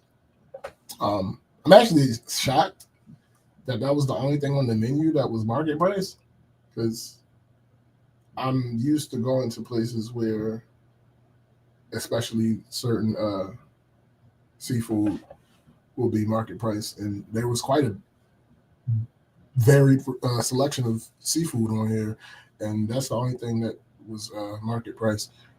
And for those, God damn it, GA. For those that have never actually purchased something that says market price because they didn't know what the fuck that meant, it's basically literally what the market, like the average price currently of that ingredient is. So it's not always expensive. It's just that they base it on how much the ingredient is currently rather than most things on the menu have a set price that they'll charge for it. And then you have the side dishes, which were all $14 each. And then you had the mac and cheese, which was $14 at base, but you could add different things. Oh, I found another thing at market price. So mac and cheese is $14. You can add bacon. So it was Chrissy with the deep pockets. Got you. Got you. All right. Okay. All right. So mac and cheese $14 with different add-ons. Bacon $8, blue crab $16, lobster $24. The other thing that's market price was truffle. Did Ron tell you to claim your suit at Kingsman? Facts. Not Kingsman. And then there's a thing called mac and cheese trio. I don't know what that is. I have to imagine that it's the bacon, the crab. Nah, nigga, the mac and cheese by itself had more than one cheese. I'm pretty sure that the trio was with the bacon, lobster, and the blue crab, and that was $48. Mm-hmm. No, it absolutely could have been, Ryan, depending on what the fuck. Because I know truffles are expensive. Yeah. As fuck. Yeah. Because they're so rare. Lobster, though, probably wasn't more expensive than the 6-ounce Wagyu. Probably not. The truffle on an ounce by ounce basis might have been more expensive than the Wagyu. Mm-hmm. So yeah. So we ended up getting. So Christy got the Iberico pork chops, which also came with ribs, and we didn't know that. Also, your ass had the pig, nigga. Also, initially when we looked at these side dishes, like, why the fuck are all the side dishes $14?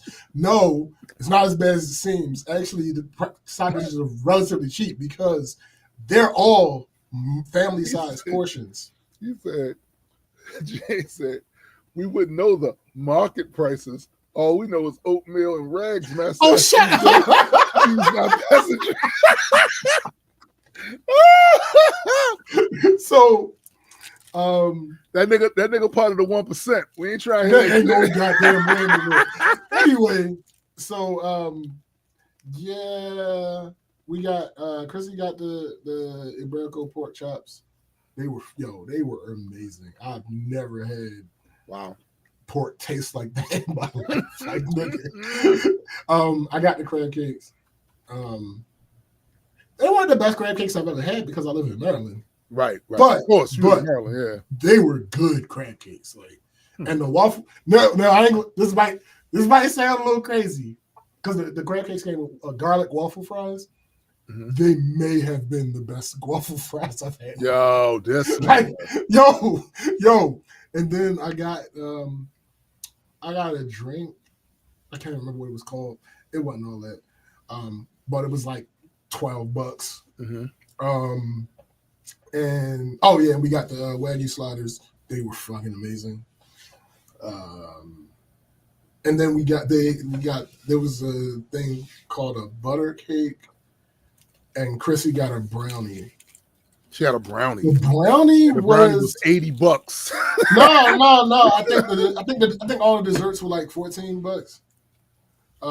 Still expensive for still expensive for the size, but the taste and the everything else of it. We just talk about that bread. She mean the bread. She got flux, nigga. No, the bread. Shut up. The bread. Oh. Yo, the bread that they drop.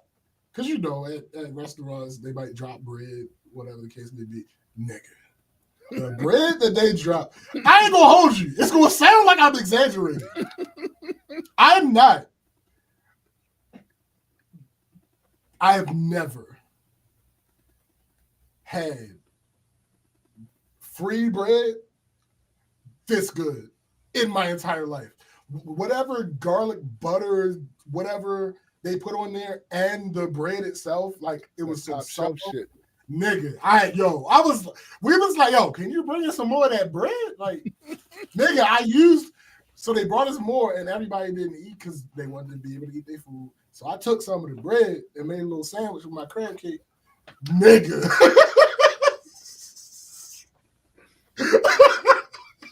That was some hood ass shit, right? Hey, listen, I am who I am. My guy. Yo, you can move me, but you can't move it. The closest I've come to anything like that is Fogo de Chãos. That's it. That's it. Yo, listen. Y'all need to go. Again, make it an anniversary or some shit. Make it make sense. Nigga. But y'all need to go.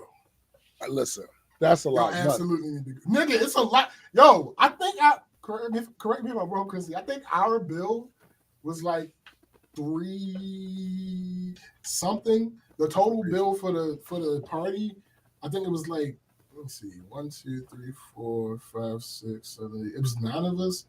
I think our total bill was like 13. Yo, this is why I don't welcome people be getting fat. They be having like jowls and shit. No, this is what I'm saying. But the crazy, like, again, as you heard the menu prices, it wasn't because niggas got a bunch of food. No, that's true. Now the portions are big, because that's the one thing I was worried about when we were looking at the menu. I was like, yo, these portions will be small as shit, and we about to spend all this fucking. No, the portion size was decent, and like I said, all of the sides are family style. So like, one side was probably big enough for 2 or 3 people. Right. So when you think about it like that, the sides weren't actually that expensive because it was only $14. You want to spend $7 on the side potentially at a restaurant, at a decent sit down restaurant. You want to spend $7 on the side. Nigga, y'all should have just went down to the Sandlot.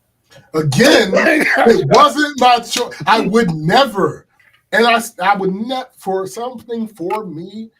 I would never, unless I was paying for it. Yeah, true. Yeah, I would never, because that's now that's we were warned. No, we were warned. It's not like we weren't warned. Y'all walked in. Yo, if y'all nigga. If we walked in and it was just prices, I'm like, all right, hold the fuck up. No, we were warned as soon as the invitation came out. They were like, basically, prepare for $100 per person. Man, you remember that? You ever see that episode of Married with Children when Peg's uncle died and left them a check for $230 something, and they decided to go get a meal with it, and Al left his wallet home and shit.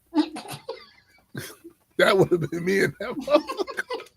That would have been me and that motherfucker. I told you that thought crossed my mind. I was like, so I generally only ask this out in jest. But given that I'm sitting in this motherfucker and I see these prices, what happens if a motherfucker can't pay? Oh no. See, in other restaurants, they go wash some dishes. That's the old myth. Right.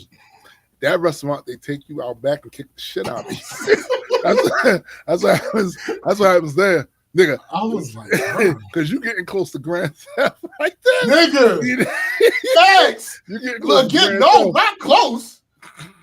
If we would have skipped out on this bill, that would have been a felony. Yeah. The total bill was like 13 something. You going to jail, sir. Nigga. Yeah. Like, SPJ preens before. Nigga. Like, I was like, I wonder how much soup is in it. I told you how much. The soup was only like $12. But again, now, if there was room for anything to have a small portion, it might be the soup, because I ain't think nobody gets soup, so I don't know. Right. The soup might have been small portions. Everything else, nigga, I ain't gonna hold you. Yo, listen, this is going to sound crazy. This is going to sound real crazy. The best broccoli I've ever had. Right? See? I see your face. I know, because I know for a fact you've eaten in Lexington Market. No, nigga, listen. The best broccoli I've ever had in my life. It came with this sauce that was just good on everything. Oh, okay. Like I see what you're saying. Somebody had gotten salmon, and like out of everything we got, the salmon wasn't seasoned well. What? Like everything else was seasoned well. The salmon for some reason didn't have enough seasoning. So she was like, I'm gonna take it home and season it myself, blah blah blah blah. And I was like, yo, dip it in the sauce real quick. Oh, cause stop it, B. Nigga. Yo, she dipped it in the sauce and she was like, oh no, this no, that sauce, I don't even know what the fuck it was. That sauce works on any, like you could probably put that sauce on any savory meat type thing. And again, obviously it works with vegetables because it was the broccoli sauce. Why does that sound like some shit that should only exist in the Marvel universe and shit? Probably, yo. Like the sauce only exists in the Marvel universe and shit. No, yes, Ryan. The soup was cheaper than the mac and cheese. Well, certain soups. I don't know about said, all of them. With those prices, they would have wrote y'all names in a death note. Yeah. Facts. They just said the assassins after your ass. All facts. So, like I said, it was the birthday boy was planning on getting that tomahawk, right? That Wagyu tomahawk, but they had only had. Then we had two of them in the house. That's the FU tomahawk. Nigga. So they only had two in the house that day and they had already been ordered. Wow. So they was like, we can go to another store and get you one.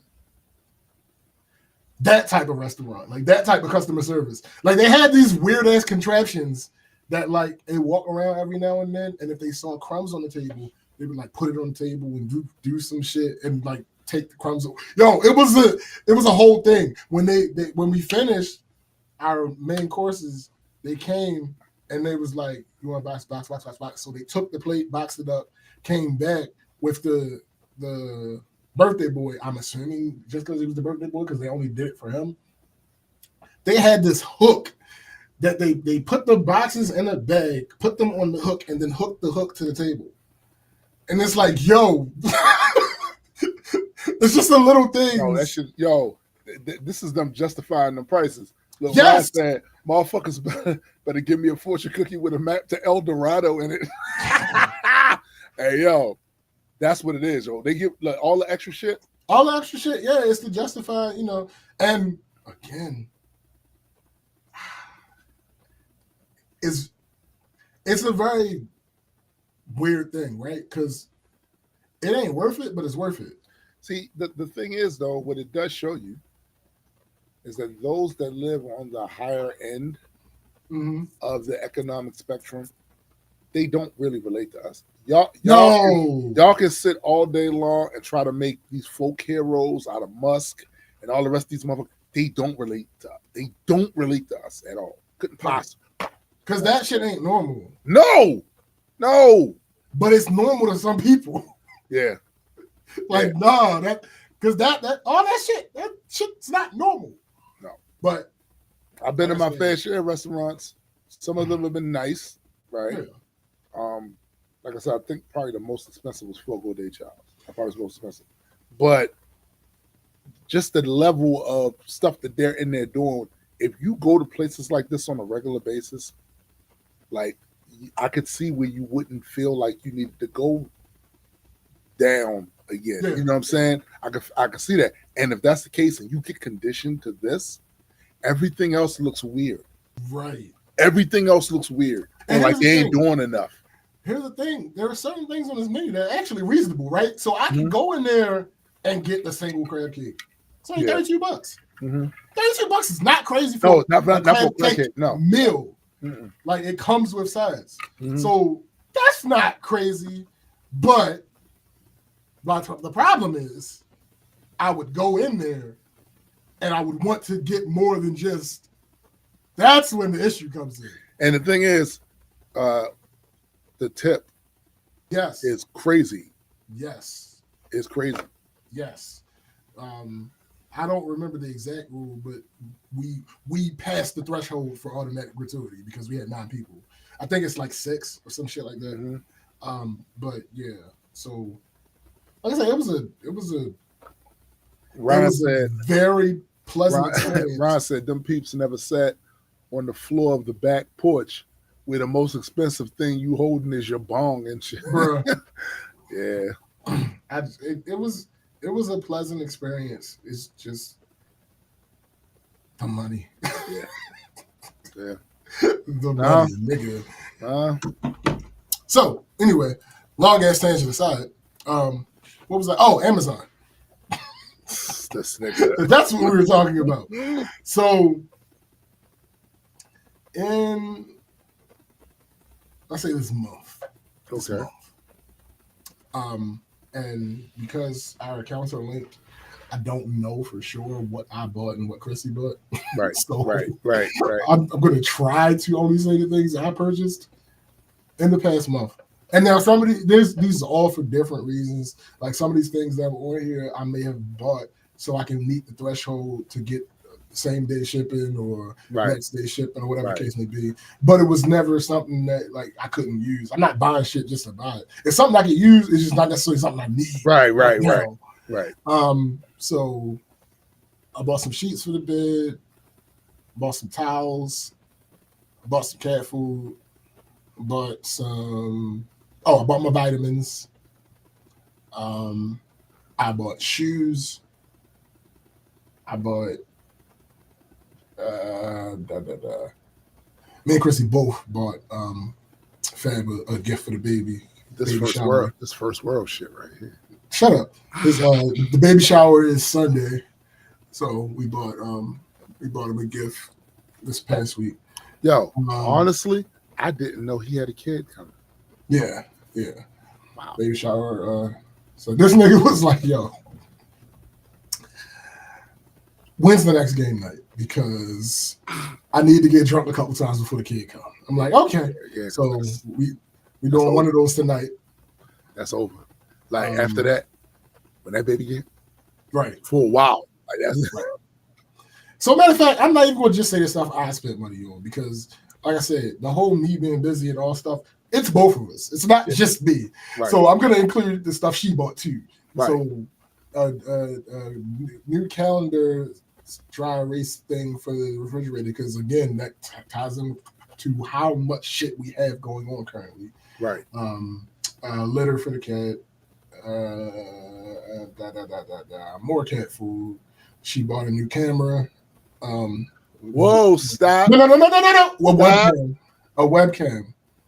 Whoa, she bought a new. She did not spend thousands of dollars. No, she did not spend thousands of dollars. No, she bought a new webcam. Possibly we're gonna start doing like making card games.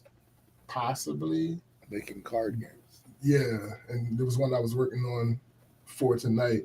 So I bought the blank card things that you got to print out. Nigga, let me tell you something. And you know, I ain't really into card games or board games. They get me bored. But there is a market. Oh yeah, card games. Absolutely. You take your monkey ass on Kickstarter. Yo, I have seen motherfuckers get over 6 figures in 30 days for card games, board games, shit like that. Like, well, listen, we about to start doing it. So, stuff for that, card stock, the stickers, sleeves, that type shit. A printer, because what kind of printer y'all get? It's called it's a Canon printer. Okay. It's called the Mega Tank. Nigga, right? This nigga out here. This nigga out here buying Mega Tank printers. So I bought a couple more USB, like 6 foot. What is it, 6 foot or 10 foot? 10 foot USB cords. Yo, GA said, Chrissy, they look like ants from up here. That's yo, they are ants. I can't stand ominous music. Oh my god. Anyway, bought a couple more USB cords because this has just been tangent after tangent. But because we have officially started recording for the podcast. Right. So it's a hassle transferring everything from up here to the basement and then back up here the next day. So I bought more USB cords because my laptop. So basically, to solve the time limit issue, I'm just recording straight into OBS. Smart. So, and so instead of having to unplug this USB cable from my computer, I just got another one that I can just keep down in the basement to plug from my laptop to the camera. Right. I got a new tripod, so I won't have to lug the tripod up and down the steps. What kind of tripod is it? It's sitting right in front of me. Hold on, matter of fact, it's on the list. Is that alien ad? No, I kept that one in the basement. But this one is as tall because it has the telescoping middle joint. Yeah. Let me see. Oh, I bought Chrissy a laptop. Hold the fuck up. Hmm? What's the specs on this laptop? Let me see.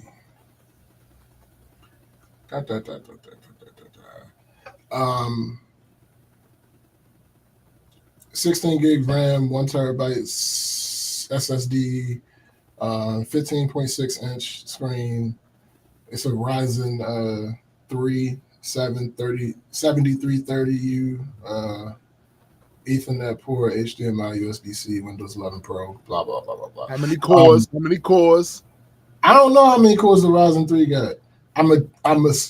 If I was a betting man, I would say 3 because it's the Ryzen 3, but I could be wrong. I don't remember what I did. The reason I settled on this laptop was 2 reasons. I did my research like I always do for new stuff that, I looked specifically what it was for, mainly was to replace that MacBook that she got for the streaming, how she does her podcast on, but also, and to get rid of the StreamYard thing. So I was specifically looking for a laptop that can handle OBS, and if it can handle OBS, it can handle all the other things that she needs to do with it. Facts. Because again, she's in the steps of starting her business for the therapy shit, and then the travel agent shit, and then she needed a laptop. She tried to tell me she didn't need it, but no, you need it. We already know you need the laptop. We already know you need it. So. This is probably the first laptop that I ever didn't spec core it, because it don't need to be the latest and greatest. That's true. And all that other shit. It just needs to be capable and reliable. And three cores that's pretty basic now. Yeah. Now. I remember when it wasn't. When it wasn't. Yeah. Therefore, when it wasn't, where you got how many cores for that? Right. I got another. Same GA, same. I got another bed sheet set.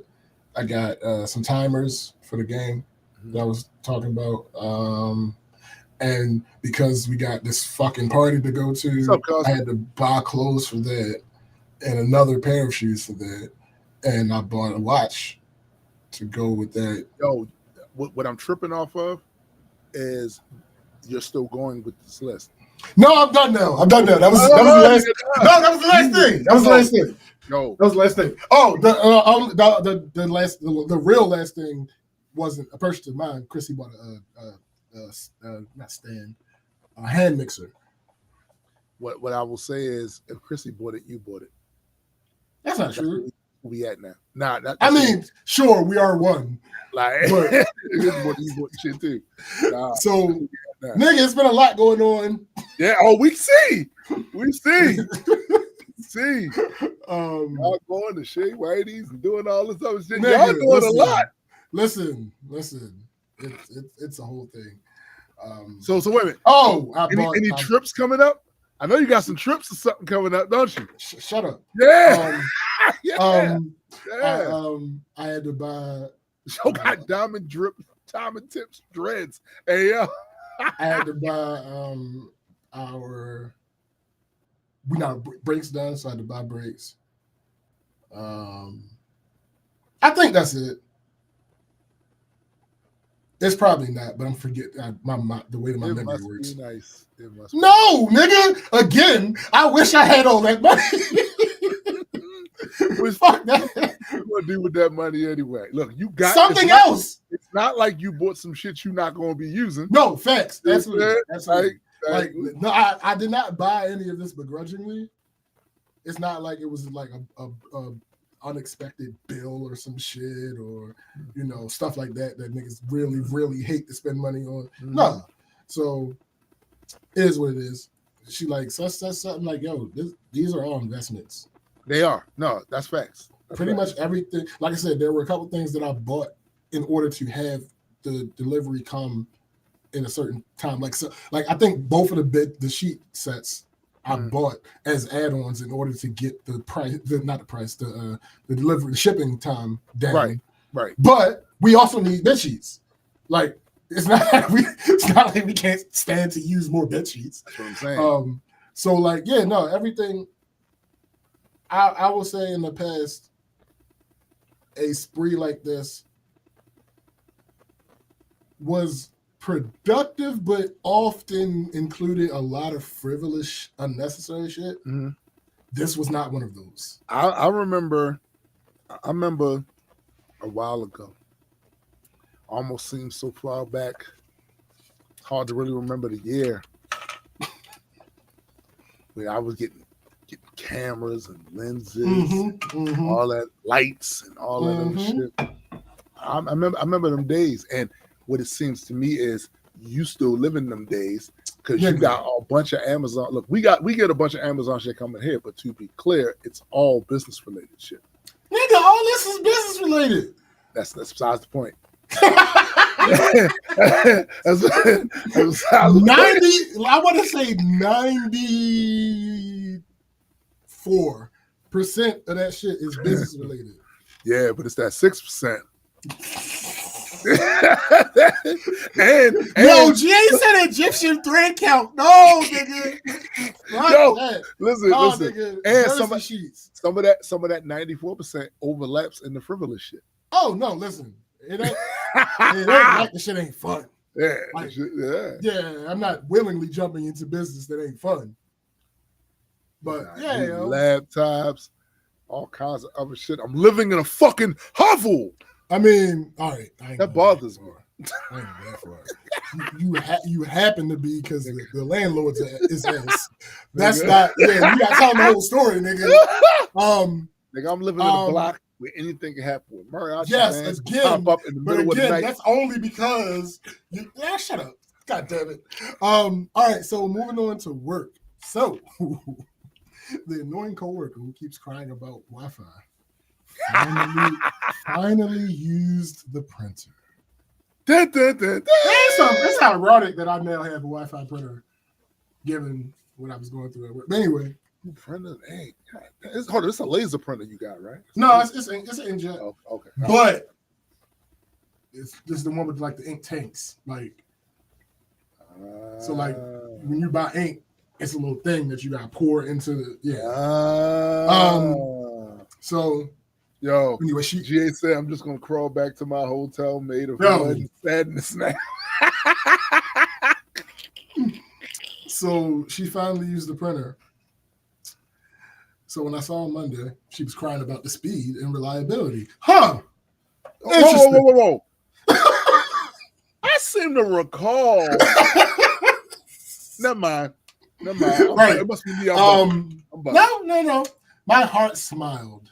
Your heart smile. I told her, yo, it's different when your heart smile. Like, all right. So there are times when motherfuckers get what for, and they were supposed to, that I will give a hearty belly laugh to. Yeah. But when your heart smiles, nigga, listen, I ain't never claimed to not be petty. Right. I'm gonna do my job. I'm gonna do what I'm supposed to do. But the opportunities that I get, I cherish them. My heart smiled. My heart absolutely smiled. When your heart smiles, it's different. As I told her, there was nothing I could do about it. This is what it is. It's baked in the cake. It's a function of what you asked me to do. And I did what you asked me to do. You know what? This is the find out part of fucking around and find out. She's not alone. No. There's quite a few of you motherfuckers out here about to fuck around and find out too. Facts. So that happened Monday. Friday comes, and she calls me. She told me that the other lady, the one that doesn't give me any problems, was having connection issues with the printer. Mm-hmm. I told her the same thing. There's nothing I can do about that. That is a function of the setup. Right. She says no. She says that she disconnected the printer by mistake. Now, I asked her what she thinks that means because she says she clicked on the remove printer. Now, it's time for another teachable moment. Cap's got to teach stuff. There are 8 official ways, and I guess 2 bonus ways that you can uninstall a printer from Windows 11. Right? 1, go to printers and scanners in the settings app. 2, go to Bluetooth and device in the settings app. 3, go to print management.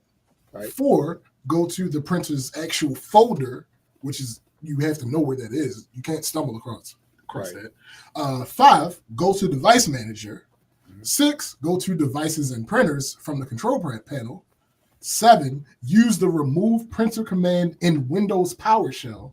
Mm-hmm. And 8, use the print UI command in the command prompt. Now, the 2 bonus ways are physically removing the printer. Yes, if you take the printer out of the fucking room, it can't be used anymore. And then 2, removing the means through which the printer is connected to the computer. USB cable, Ethernet cable, disconnected from Wi-Fi, that type shit. Do you know how many of those things you can initiate by mistake? Right. 0. Most of those ways, they can't even do due to a lack of knowledge of how to do them. But a couple of them, they could do. But the ones that they can do still require specific intention in order to remove a printer. Mm-hmm. So she asked if I could walk her through reconnecting it. I told her no. Oh, damn. Because I don't know what happened. And I have to look at it. This is the conversation that followed. Mm-hmm. I just told you what happened to it. I said, no, you didn't. Because you cannot uninstall a printer by mistake. She said, well, whether it was by mistake or on purpose, that's what happened. So could you walk her through it? I said, no. Because I would have to look at it. Right. I would have to look at it. She eventually got frustrated and told me to have a good weekend. I told her to have a great one. Oh. Damn. The only way that you can ever uninstall a printer by mistake would be if you happen to uninstall the wrong printer. You do know. As in you were intentionally trying to uninstall a printer. Yes. But you just uninstalled the wrong one. You do realize that have a nice weekend is the same as good afternoon. Or yeah, that's why I told her to have a great one. you have a good weekend? You have a great weekend. But I only, again, so the only way you accidentally uninstall a printer is if you uninstall the wrong one. Right. But I only put one printer on their laptops. Those other printers that are present are the ones that come installed with Windows. And obviously they aren't physical printers. Mm-hmm. They are like the Microsoft PDF writer, those type things. Right. So there's no reason to uninstall those. Right. There's no reason for y'all to even touch those or be in those menus. You probably know how to get to those menus. Just because maybe she meant she tripped on the cord. No, it was the wireless. So there's no cord. There was no cord to trip over. So there's no reason for y'all to be touching those printers or even be in those menus at all. Why are you in those menus? Why are you in those menus? What are you doing that you think you need to do? I don't understand. You know what make that extremely wild though? Because of the fact that you know so little about it. You've demonstrated that you know so little about any of this stuff. Yeah. So why are you digging in? What are you doing over there? What are you trying to do? That's wild. So I don't know what happened or what the motive behind it was. Right. I say good day, sir. I don't know what happened or what the motive behind it was, but they gonna wait. Nah, I'm gonna tell you what's going on. I see this happening quite a bit too, with the uninitiated and I wouldn't call them Luddites. I would more so call them people who think they know more than they actually do know. Mm-hmm. So there could have been something that took place that she saw that she completely misinterpreted as a problem. Mm-hmm. And then she said, "Oh, I'm gonna go over here and admit you would do," or something she was trying to do with it, but wasn't getting the results, and figured, "Let me go up in here and mess around with this for a minute, because clearly I have a working understanding of this stuff." That IT guy, he's so smug. Right. I'll show him. And she went in there and she changed some shit, and she basically, did some shit she didn't understand, much like the gangsters in Gotham after Batman pressed them. They turned to a man they didn't truly understand, much like many of you Americans just did. So it was one of those things, and she fucked it up. She fucked it up and didn't realize. She knew she fucked it up, didn't know how she fucked it up, so she didn't know how to fix the fuck up. Mm-hmm. And now, yeah. Because here's my thing. Not with the not with the desktops, because that's something very different. Mm-hmm. But with the desktops, go ahead. Do whatever you want with them. Yeah. As long as you don't fuck nothing up. And if you do fuck something up, you're gonna be waiting. That ain't it's not urgent of me to come fix something that you actually messed up. Right. Like, no, I'm not putting no urgency on the end. My supervisor was not my supervisor, feels the same way. I told her what happened, and she's hard pressed that we take the laptops from them. You were informed thusly. Hey, I don't know what to tell you. She uninstalled by mistake. No, she didn't. It's not what happened. It's not possible to do that. Right. So I don't know what happened. I told you what happened. No, you didn't, because that's not possible. What you told me happened is not a possibility. Right. Therefore, you didn't tell me what happened. Because what happened happened. Yeah, what happened had to have happened, because it did. That means it's not an impossibility. Right. What you told me is an impossibility. So we're not on the same page. So clearly I have to look at what's happening. And I can't do that today. Yeah. I can't do that today. You have to wait till Monday for that. So good day. I said good day, man. It's like, yo, there's no reason for you to play with me. Yo, I was just about to say, yo, why? I'm not gonna tell you not to. I'm not gonna tell you not to. No. Because you're not gonna listen. No, and it just doesn't behoove you. Also, it's like my brother Marlon has said, all the years that I've known him since I was 11. He said, it's not my job to stop you from doing anything. Mm-hmm. It's my job to make you pay after you did that. Shit. And here's the thing. Go crazy. This isn't malicious or anything. No. Literally, this is how things work in this company.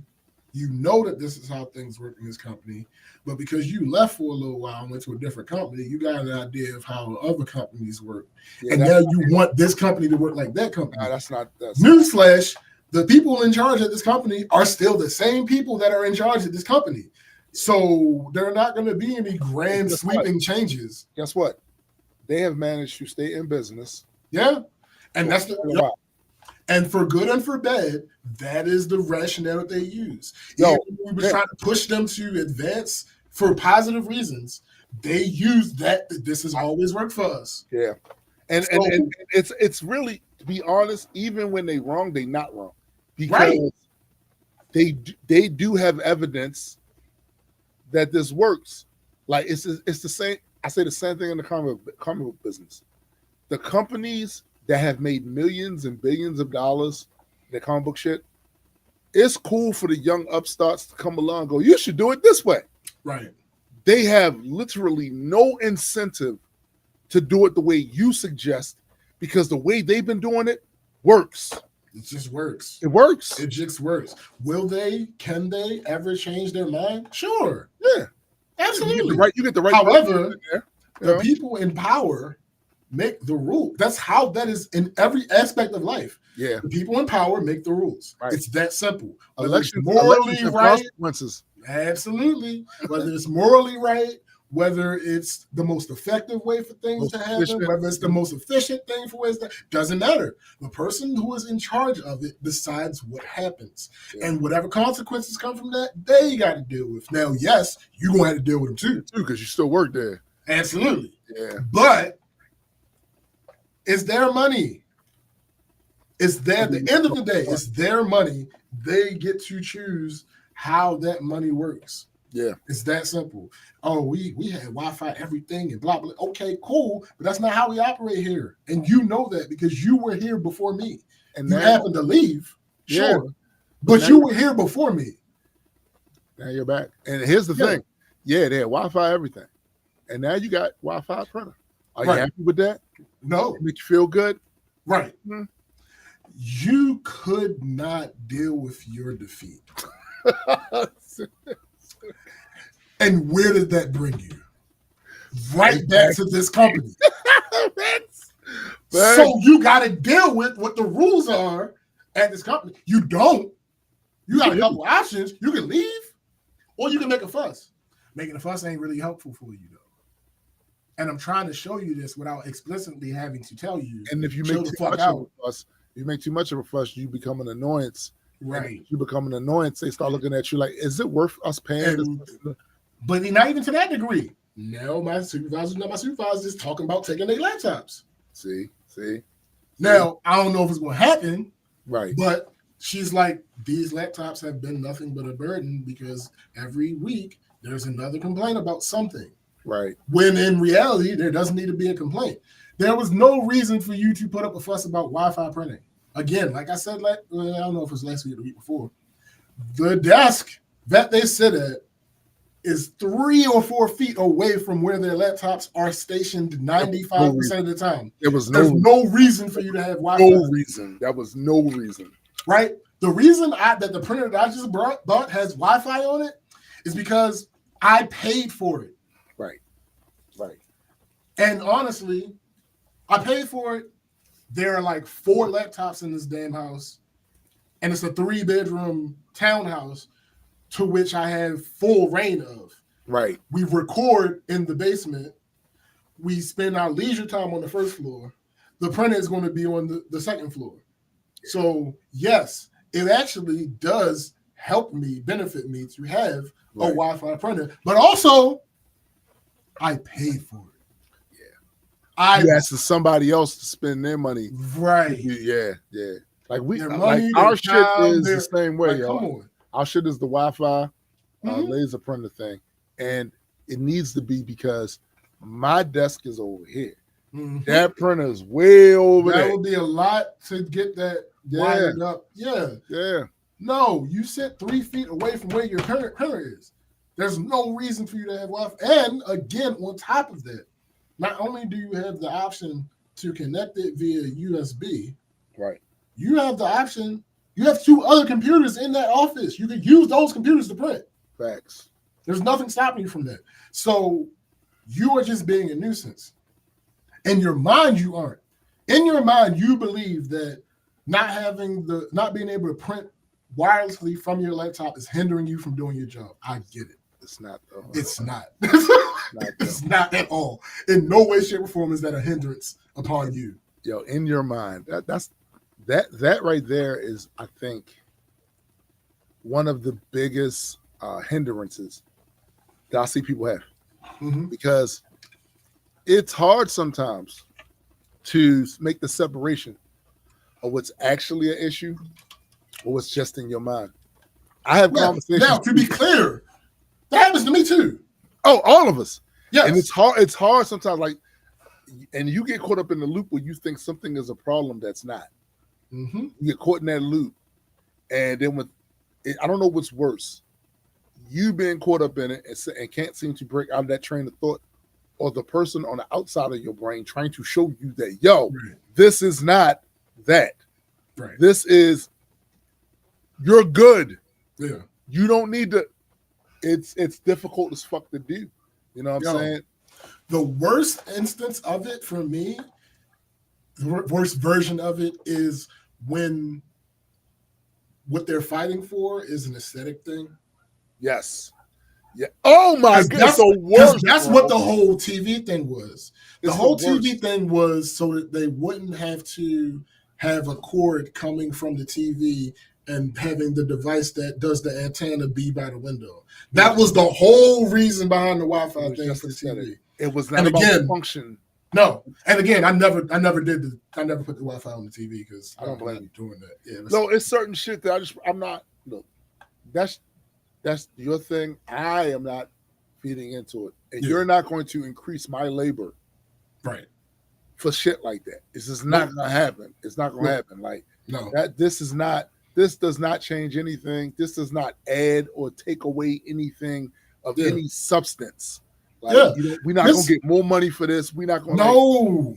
This is also an issue of hive mind. Like, so you think that because it's a newer technology that Wi-Fi is the best way to go. Yes. No, actually, just because it's physically connected to something still better. Is the best throughput that you will get. Still better. Let me tell you something. It's just that simple. When I use, like when I was playing Star Citizen, I actually have the Wi-Fi to the internet shit. I have all of that. When I went to play that game though, I turned that Wi-Fi shit off and plugged that shit directly into it because shit moved better then. The signal was just better then. Like, now, to be clear, there are things that you can do to get Wi-Fi as close as, actually maybe now equal to, but it's money. They are expensive. Very. And again, you know what company you work for. We're not spending the money for this shit what do you, no, that's not a real thing. When you can't even get the people in charge to do what the bare minimum that is necessary is for your office to function the best way that it can, don't come at me with no fucking Wi-Fi for the TV. Facts. I'm not even in person in charge. This specific location does nothing for me. It has no bearing on my bottom line in any way, shape, or form. It is just another place that I have to come to make sure that things are working right. Like, it doesn't benefit me for y'all to have this office. Facts. It benefits them for you to have this office, and they won't do everything necessary for y'all to be running at optimum. Go to them. Yo, Cindy said, I hardwire as much stuff as I can. Yeah. Yeah. Absolutely. And GA says any FGC gamer will tell you Wi-Fi is worse. Yep. It is. It's just that simple. It is just that simple. Wi-Fi does not have the throughput that a wired connection has generally. Like I said, there are some things that exist that can get you close and some things that might get you actually even. But they cost a lot of money right now. Cost a grip. And even still, there are specific conditions that need to exist. So that too. That too. Being wired is the best way. It ain't gonna always look good. Nope. It don't have to though. It don't have to. It don't have to. Like if it's done, it's a job. It's gonna be done in a relatively tasteful way. It ain't just somebody's house where they can do whatever. I'm sitting there thinking if I even decide to start firing up Star Citizen again, it's going to be with a plug. Yeah. We're not doing that. Matter of fact, even my Ethernet cable that is connected to my desktop, I have it hidden. Right. Because I agree with you on the aesthetic thing. Mm-hmm. It's just not the number one concern. Yeah. It's not the number one concern. I don't know. Right now, I couldn't tell you where the fuck my Ethernet cable is. But it's connected to this motherfucker because we got a stream. Yeah. Yeah. We got a stream. So in order for us to keep this, what we at right now? 3. In order for us to keep this 60 FPS consistent, Right. Right. That's what we got to do. What we got to do. And it's crazy. It's so crazy.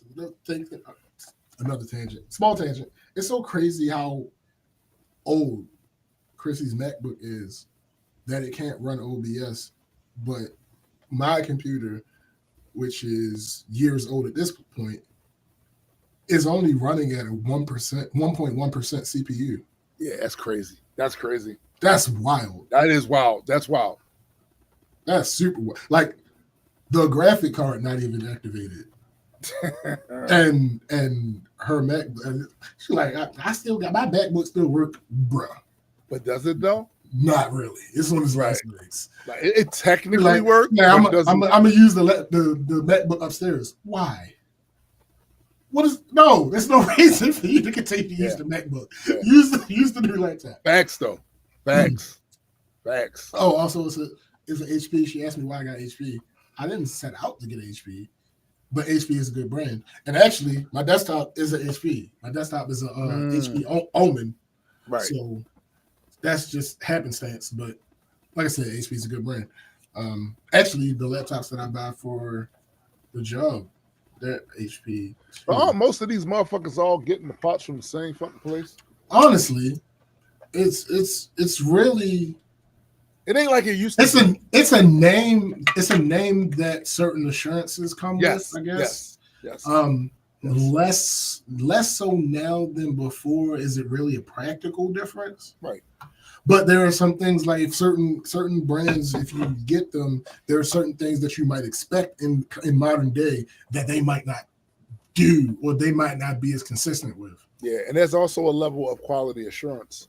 Yes. That come with certain brands. So yeah, like if I had to go back, I would have gotten my laptop. It would have been an HP. It would have been there because this is the.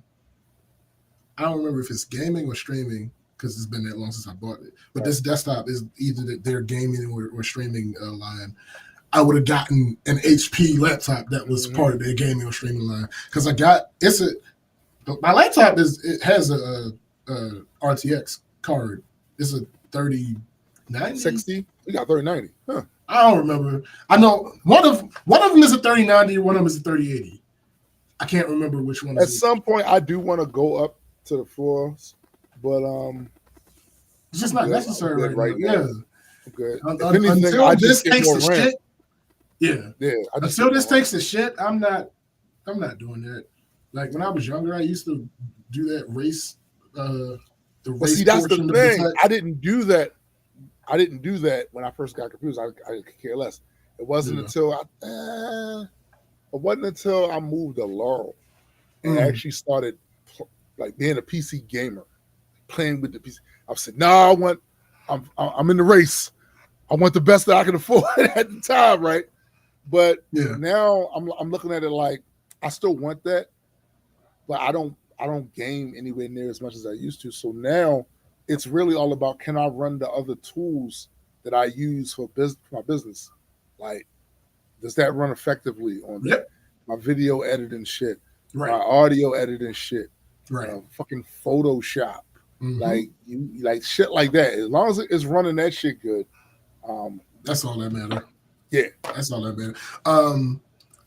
What happened? Oh, Discord said Compaq used to do ridiculous shit like make their RAM discs have a proprietary notch that made them not fit in other hardware. That's so fucking stupid. Yeah, stupid. That's so fucking stupid. GA said Dell going to put the fan somewhere dumb as fuck. I swear I hate Dell. Yo, so when I was younger, I used to swear by Dell until I think a lot of people did. Until I got my first custom PC. And after that, I had never got another Dell. Yo, they put the fan at the bottom of the computer, so when it's standing up, that shit. Right.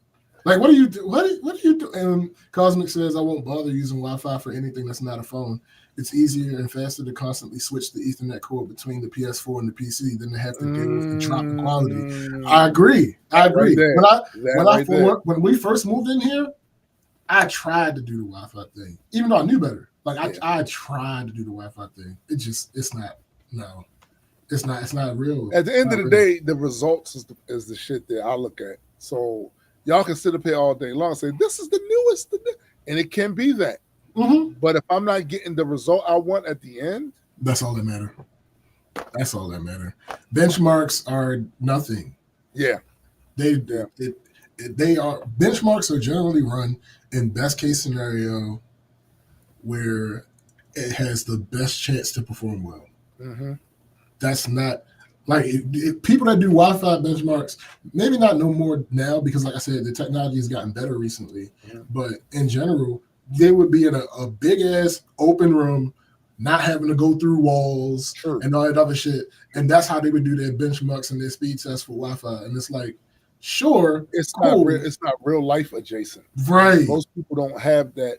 I see the same thing with the AI benchmarks, right? Mm-hmm. Like they'll say, oh, well, this beat this did this in this category and shit. Maybe. And really what's happening when I use it, it don't do that. You put it in the best position to be able to do that. And a lot of it is also marketing to investors. Like this does such. So you got to really be wary about when you hear, especially with new technology, you need to be wary. New technology, these new frontier shit, a lot of the stuff that you hear them saying might technically be true. Yeah. But it's not practically true. Because they'll test shit that is specifically suited, that the thing is specifically suited to do. They'll test that, and then they'll test things that them and their competitors struggle at. That's right. And they might be slightly better than a competitor in that thing. So practical usage is what's actually important. That's why reviews are important, but you also have to learn how to read reviews. Facts. You can't just take every review for face value. Like, that's a fact. But yeah, all that. Anyway, so it is now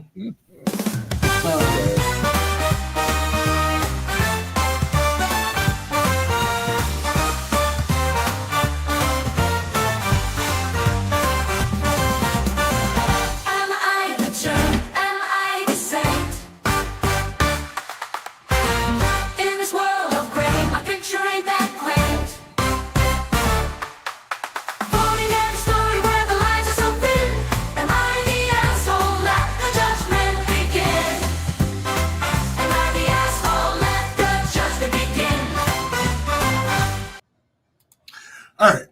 So let's see. The first one. Am I the Saint is wild. Am I the asshole for having my cousin thrown out of my wedding for not wearing white? Oh, damn. All right. I, 28 female, got married 2 weeks ago, and I am still getting backlash from what happened. So I'm here to see if I really am in the wrong. My husband and I decided to have a child-free white wedding where the guests are in white. I personally don't like to wear white because I always feel that no matter what I'm doing, something always manages to get me dirty. So my dress was not white, but blue. What? This all started when I decided who would be in my bridal party. I chose 2 friends from middle school, 1 from high school, my 16-year-old niece, and my cousin. Since I was having a child-free wedding, I didn't want anyone under the age of 18, but my whole family knows my niece is my one exception. When we went to the dress shop to pick out dresses, I informed my bridesmaids they would be in black to match the groomsmen. Wait a minute. Okay, wait. I'm withholding to the end. God damn it. Everyone was on board. No. Everyone was on board with the color, and we found a dress that fit everyone. And the top could be adjusted for comfort. Everything was great until my cousin asked why my niece was getting the same dress. So I told her she was a bridesmaid. Cousin says she assumed she was there for a flower girl dress since I'm not inviting anyone under 18. And if I needed another bridesmaid, her daughter could do it. Let's stop real quick. I'm sorry. Mind your fucking business. Yes.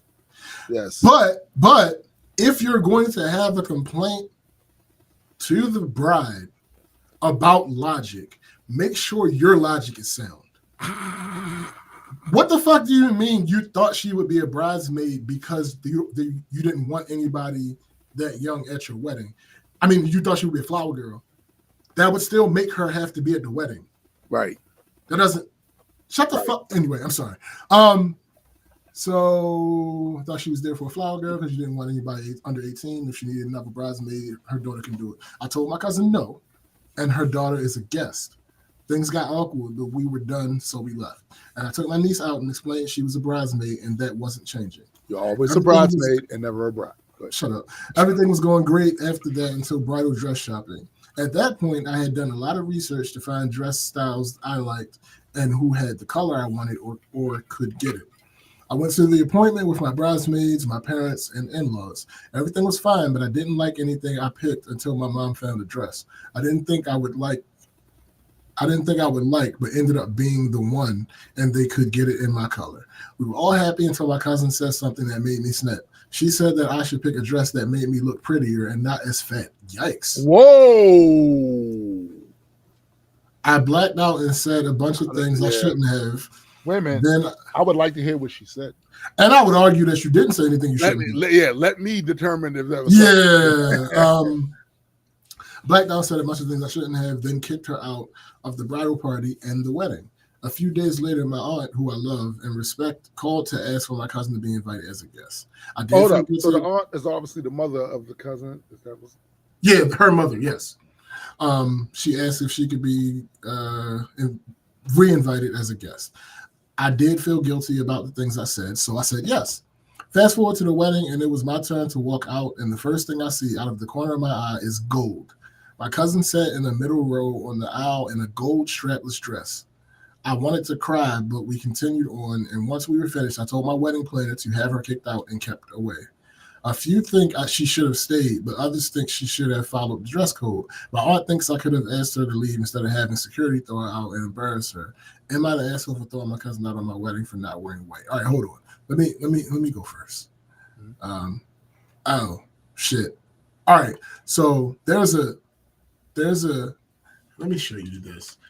I can't show everybody because I ain't there yet in figuring out how to use this shit. But Tim, let me show you the dress that she said the motherfucker showed up in. Is it this? Oh, this is an interesting way to be able to do this if it works. Paste. Oh shit. That's the dress she showed. So, first of all, y'all gonna have to take our word for it, but not only are you out of dress code, but you're wearing something that is attention grabbing. Which takes attention. That's not something you do at a wedding. Right? Like, again, I'm not the most traditional motherfucker in the world, but I'm pretty sure that that dress is look nasty. At me. That's nasty work right there. Right. Nasty. You don't do that at a fucking wedding. Now, first, you're the asshole for having such a strict dress code at your wedding. I absolutely feel like that. Yes. Mm-hmm. I feel like you are the asshole for requiring all the guests to wear white. 100%. There's nothing anybody can do to change my mind. However, you are the bride. And what the bride says goes. So if she's bridezilla, so since you had that dress code, they got to adhere to that dress code. But you know what's wild? Every time I hear somebody say, they had somebody thrown out, I always picture security or bouncers or something grabbing them, escorting them, and tossing them. I mean, she did say she had her escorted out. So now, do I agree with the aunt that maybe you could have done it yourself? Sure, but that may not have worked. And you don't want if it was something else, I would agree with 100% with the aunt. Mm-hmm. But given that it was a wedding, you don't want where I land. Yeah, you don't want the bride to have to go through all that. Like, literally, she shouldn't really have to do anything on that day. Right. That day should be about her. Anything that has to be done should be handled by, probably in order. I haven't thought this through, so I might say this wrong and change. I reserve the right to change my mind later. But anything that needs to be done should be handled by, in order, the bridal party, the wedding planner, the bridal party, the groom. Yeah. Other family and friends. Yeah. Then maybe her. I feel like the amount of petty, like, and passive aggressive bullshit that is meant to disrupt. Yeah. And regardless how ass you may think the bride is, at the end of the day, it's her fucking wedding. Mm-hmm. And all you're doing is playing spoiler when you go there and do shit like this. And the thing is, the other reason why you need to be kicked out, you knew that's what that would do. Oh, yeah. You knew that's what that would do. But not even if you didn't, let's say you just didn't think about that, right? You knew what the fucking dress code was because you were in the bridal party. You have no excuse for that. You knew exactly what the dress code. Oh, also the bride's an asshole for having all white be a thing, and then her not wearing white, and the bridal party not wearing white at all. Like, what the fuck is wrong? But again, it's for the bride. The bride chose this dress code, and this is what the dress code. Like, if you're an asshole because you specifically, I don't like wearing white, but you will make everybody else wear. Yeah. I hate you, but you're not wrong in this situation. Right. Kick her the fuck out, and her and her shiny ass dress. Kick her the fuck out. Thanks. And it's a shame that, again, sometimes, like you said, it's situation dependent. This is a wedding. Yeah. You know what that entails. That's the situation. Yeah. Like, what are we talking about? All right, so somebody said you're the asshole for a number of reasons. You hate white and acknowledge that it gets dirty quickly. You should have asked your cousin what happened to the white dress prior to just kicking her out. No. Very likely that she. The first one, yes, of course. I agree. I already said that. You hate white, but you will make everybody else wear white. That's crazy. Right. But you should have asked your cousin what happened to the white dress prior to. No, she didn't have a white dress. She was a bridesmaid. Bridesmaids weren't wearing dresses. So you didn't understand what you read or didn't read the whole thing. Very likely that she got a stain on it and had to wear. No, again, she didn't have a dress. No, nigga, why y'all doing that? Right. What do you mean very likely? How do you know that? How do you know that? Yo, what the fuck? Now, unless this happens to be somebody that knows OP. Yeah. Then all right. Also wearing GA said toga party, wearing a business suit, though also her wearing something that's not the color you want made you almost cry on your wedding day while walking down the aisle. Priorities are off. Shut the fuck up, dumbass. Second, that was all number one.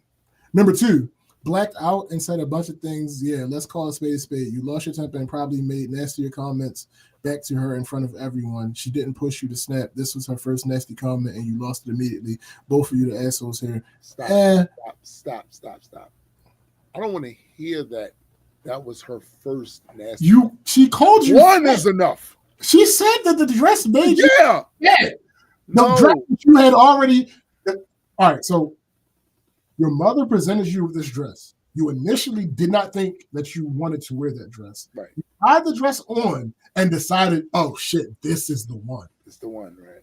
And then this cousin who had already been on you about your niece being a bridesmaid, right, comes to you and said, oh, I thought you would pick something that didn't make you look fat.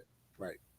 Get the fuck out of my face. I don't give a fuck. Yo, I just talked about my aunt earlier. She is on a short list. There is nothing that she could have done after her child behaved this way that could have gotten me to reinvite that child as a guest. No. Nah. Now, if you feel away about that and you don't want to come because your child can't come. How many nasty comments? How many nasty comments does she has to say before somebody jump on her ass? Nah, baby, I'm not doing that. That's crazy. And they have a third. They have a number three. Number three, you then continue to embarrass her by getting security to throw out instead of asking her to. She shouldn't have came in there with that golden aluminum. Right? Like what the fuck are we talking about? Yo, this dress, gold, shiny. She came in there like a disco queen. What the fuck? Like she was going to the club to impress. Yo, and what a club. We're talking high end LA at night. The fuck? You walking there looking like a disco ball, and y'all sitting there acting like, nah, yo. Saying her not following dress code would not have gotten her positive reactions or attention. You could have probably just handled this with a snarky remark. No, I'm kicking you the fuck if I'm doing something and I set clear rules for that thing, especially since either I'm paying for it or somebody is paying for it as a gift to me. Right. If you can't follow And the rules, you are right. If you can't follow the rules, you don't need to be there. No. It's that simple. Like, what the fuck are we talking? Okay. Anyway, let's see. Is there another person? You're the asshole just based on my husband and I decided to have the child-free white wedding where it's white. I personally don't like to wear white. All right, yeah, no, I agree. You are the asshole for that because what are you talking about? Yo, GA said, another reason I love being a guy, almost zero chance the homie is kicking me out, kicking me for dress code violations. I'm probably getting roasted at worst. That's hilarious. It depends on what it is. You come in there with a burlap sack and a tie. Right. It depends on what it is. Yeah. It depends on what it is and how wildly you violate the code. But yes. You come in there dressed like Spider-Man. I might let you stay though. If you come in there dressed like Spider-Man, I'm gonna be all right, yo. Right. The next person, you're the asshole. I don't pretend to be an expert on wedding etiquette, but I think you have the right to tell guests not in the actual wedding party what they can't wear. But I do not think you can tell guests what they must wear.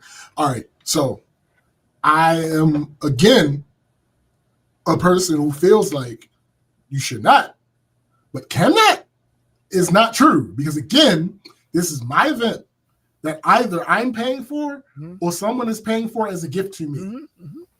You will listen, you will follow the rules, or you will not be there. The whole thing is, I'm going to be a dictator for one day. Absolutely. It's just what it is.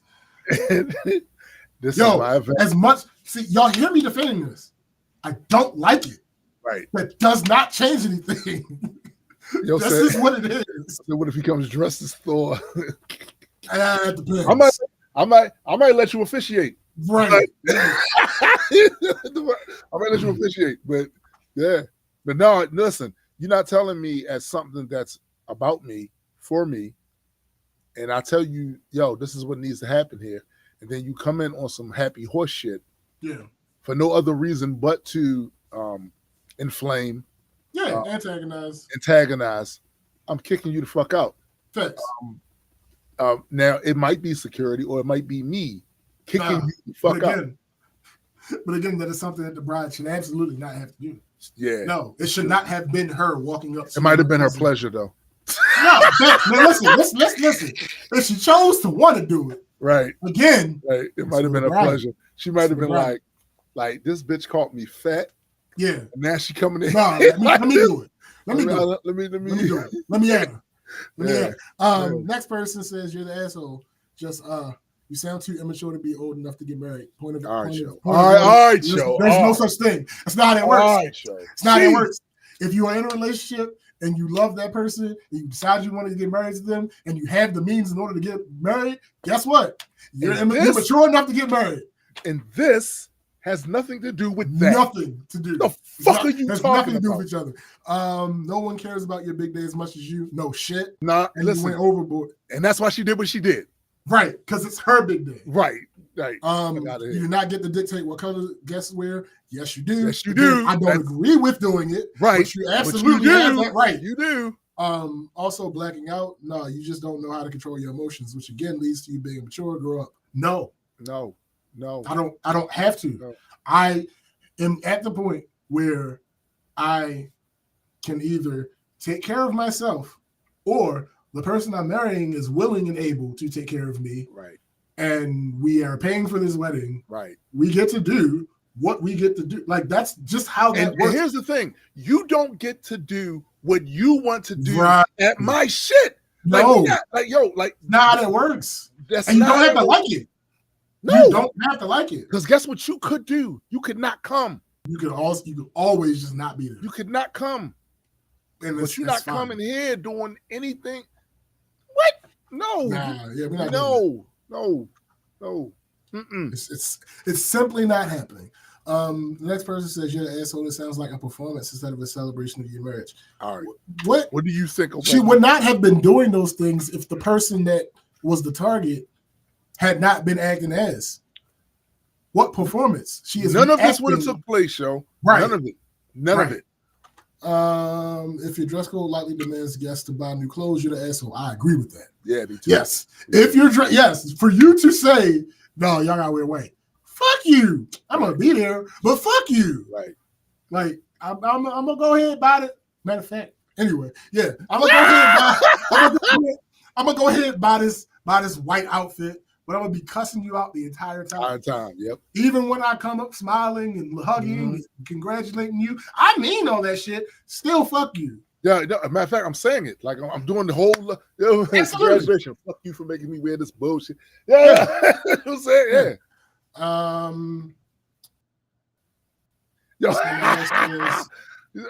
Cheers, I'm hearing it's my birthday and I'll cry if I went through. Listen, nigga. I mean, it's true too. Listen, the my only wife scenario used where to that watch. doesn't matter is if you're not doing something that's specific. Yes, that's it. Yeah. My wife used to watch all those Broadzilla thingies, and I would see some of the shit that and I'm like, y'all doing a lot. That's for that camera. Y'all doing all the shit for that camera and shit, right? But even that being said, the people who are involved have a choice to go, you know what? You being extra, I don't really want nothing to do with this. I'm sitting this one out. Right. There's always an option. Remember how we always like to say, you always have the option to shut the fuck up? You also always have the option to leave. You can just not be a part of that shit. You know what I'm saying?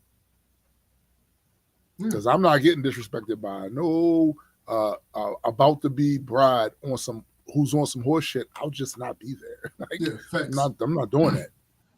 Somebody said you're the asshole for the white wedding dress code. Yep. That's true. That's true. You're the asshole for focusing on what people are wearing rather than being surrounded by the people you love. Fuck you, because again, this person at this point, I'm willing to call them a habitual line stepper. Yes. Because you question me about my bridesmaid choices. You question me about my dress choice. And now you're bucking back about the dress code? Nah, fuck you. Yeah, that's three offenses.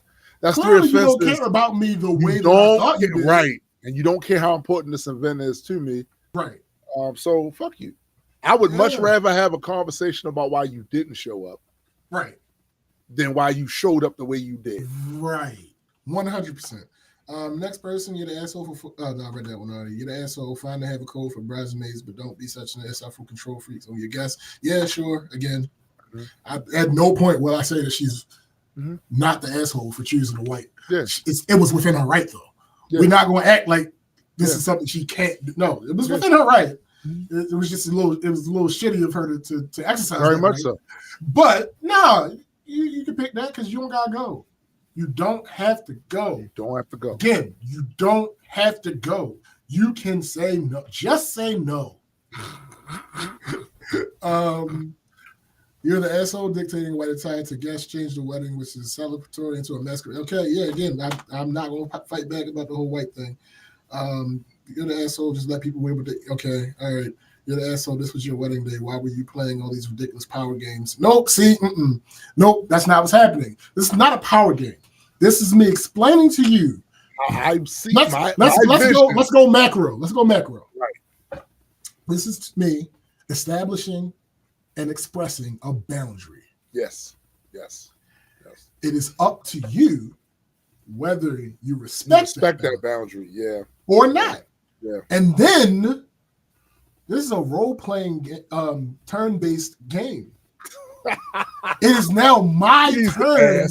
Nah, nigga, listen. It is now my turn to respond. And based on my response is going to be based on what your previous move was. Yeah, that's true. Your previous move was to say, fuck me. That's basically it. 3 times. That's it. So no, she said, fuck you, you're fat, and I'm going to do this. Right. Fuck you, you're fat, I'm going to do this, and your niece should be the flower girl, even though according to the logic that I'm trying to use against you, she shouldn't actually even be at the wedding. Right. But still make her a flower girl because I don't want her to be a bridesmaid because my daughter could be a bridesmaid. Like, no, fuck you. Stay home. You didn't stay home? Go home. Should have stunned actually, hit her with the Stone Cold Stunner and had her escorted the fuck out of there.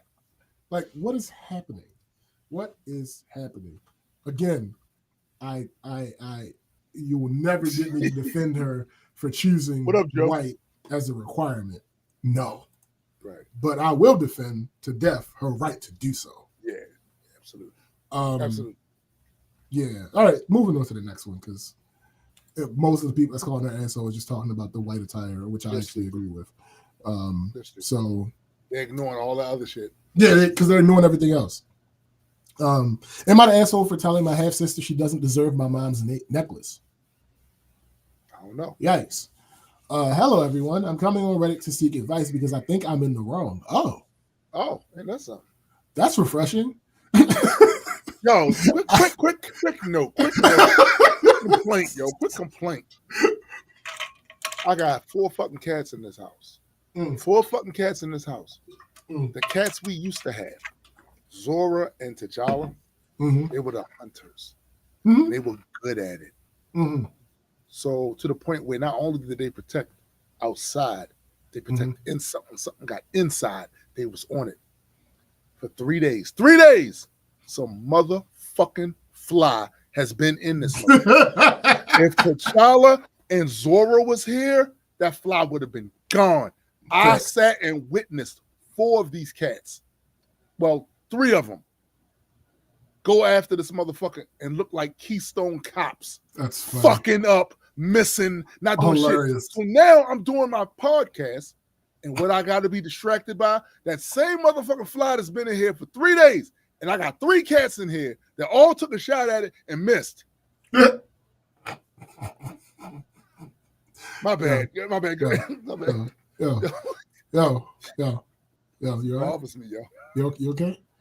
I'm good. I'm good now. Okay. Good. All right. I, 21 female, have 2 full siblings, Michael, 23 male, Damien, 25 male. We have half sister, Elsie, 18 female, who was a result of an affair. Our mother, 50. Wait. Listen, I hate to laugh in case this is something that I'm assuming this is a typo, which is why I'm laughing. It says our mother, 50 male. I'm assuming this is a typo. But the problem with it being a typo is F and M are not anywhere near each other on the key. Anyway. They are in Discord. They are. They're stormtroopers. They miss all the time. That's funny. Our mother, 50, I'm assuming this is supposed to say female. That's funny though. Their mother 50 male. Yeah. Is unfortunately terminally ill.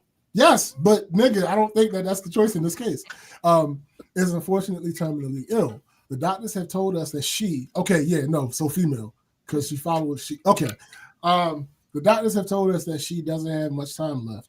She called us all in to talk about her will and what we would each be getting. My mother was a banker and amassed quite the portfolio. Shortly after Elise was born, her mother wasn't very active in her life, leaving her to move in with us. Okay, now I see what's going on. And live with us. I could always tell Mom held some sort of resentment to her. My mom wasn't strong enough to leave after the affair, and she regrets it every day. Mom raised Elise like her own for so long, but all Elise could do was be snarky towards her and always say, "But you're not my real mom." Of course, she'd only say that when Mom was trying to discipline her. But as soon as she needed something expensive, she'd be as sweet as sugar towards Mom. I avoided Elsie growing up because I always felt like she ruined our picture-perfect family. Back to the day this happened. Mom was reading out her will on her bed. My mother owns a beautiful emerald necklace, a family heirloom. She looks directly at Elsie and tells her she can keep it. I started crying immediately. It doesn't even make sense. She's not entirely part of our family. Her and Mom share no blood. I began to scream and yell at Elsie. I told her I wished she never walked into our lives and that she should just leave because no one wanted her here. Damien tried to calm me down and remind me that we were in a hospital. Michael left the room with Elsie to avoid escalation. I saw Mom crying and it kind of hurt, but she hurt me worse. I grabbed my bag and left. It's been 3 days and I've gotten nonstop messages from extended family saying I hurt my mom and she didn't mean any harm. Am I the asshole? Yes.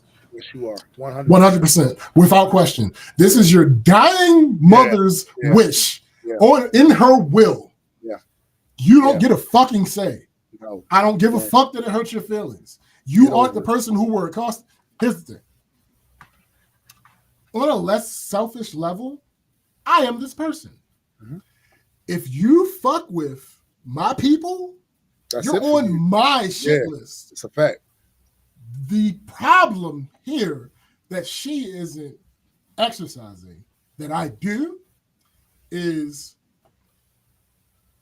you still have your choice to deal with them however you would like to deal with them. Factual. Their shit in my mouth. Their name is shit in my mouth. I may disagree with it. Actually, I'm sorry. I will disagree with it, but it is your option to treat them how you want to treat them. On top of that, you just told us your mother was rich. Yeah. Now, yes, sentiment is a thing. If that's something you specifically wanted, though, you probably should have told your mother this before she got terminally ill. You probably should have made some type of hint. Now, it's possible that she did. She just didn't throw that in there. But I feel like the way that she's reacting, she would have thrown it in there. Yeah.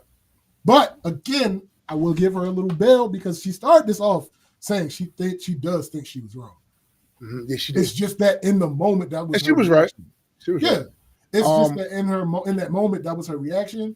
That happens. We don't always react the way that we would react if we had time to think about the thing that we're reacting to.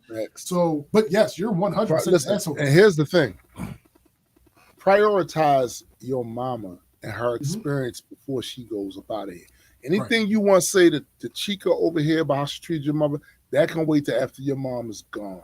And I know from personal experience with this, right? Because my stepdad, right? It was a whole bunch of bullshit that took place around after his death. And actually it was happening before his death. I just wasn't privy to the shit. Once I became privy to the shit, I was on one. But guess where I wasn't on one? At the funeral, I wasn't on one. Anything. You know why? Because that's disrespectful to him. And I know what he wanted. He wanted a blended fucking family. It wasn't his fault that he had an asshole for a biological daughter and people that was willing to co-sign her asshole shit, right? So the last thing I was going to ever do is disrespect my stepdad. Yo, it will never happen. That's perfect. I'm not going to disrespect you because somebody else disrespected you. Right. What? Right. That makes You're supposed to be my peoples. That makes no sense. No sense. I'm supposedly upset at them for them disrespecting you. So in turn, I'm going to disrespect you? No. That's not how that's supposed to work. No, you should be this person meant everything to you. You should be prioritizing that. I understand that most people don't have a true concept of death. Most people don't. Right. Because they're alive. They have a true concept of death, right? But just try for a second to imagine she knows lights out coming. Last time she sees her folks coming, she knows this. And the only experience you can offer her is that. Right. That's the last thing she got to think about before she can't think anymore. Fuck you. Fuck you and your feelings. Thanks. Because whatever you had to say to her, that could happen after, so your mom don't have to go out like that. Absolutely. And here's the thing. One of the reasons why I do it the way that I do it is because you aren't privy to the entire relationship. Exactly. You don't know what the entire relationship was, and you got to think about it from Elsie's perspective. I wish you never walked into our life. She didn't choose to. Facts. Oh, I was thinking that too. Born. Story, I was like, part of that shit might be how she was born. One of the reasons my biological father was the way he was because of how he was born. He was a child of a rape. Right. So again, these things happen. Yeah. You were born into the situation where the guy was married. You didn't pick your father. What?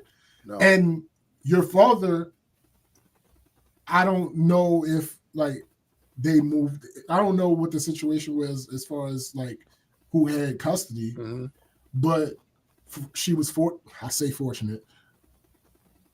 For lack of a better term, she was fortunate enough to have her father in her life. Right. Because oftentimes that's not what ends up happening in this situation. It ain't. So she knew her father, and she got what people who tend to look at this in a positive way like to call bonus mother. Right. She had a bonus mother, and yes, there were times that she lashed out, but it's because of the situation.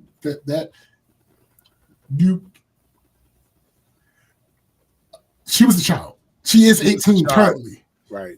She's currently 18. Like, what are we talking about? She's still a child. Yeah, she's still a child.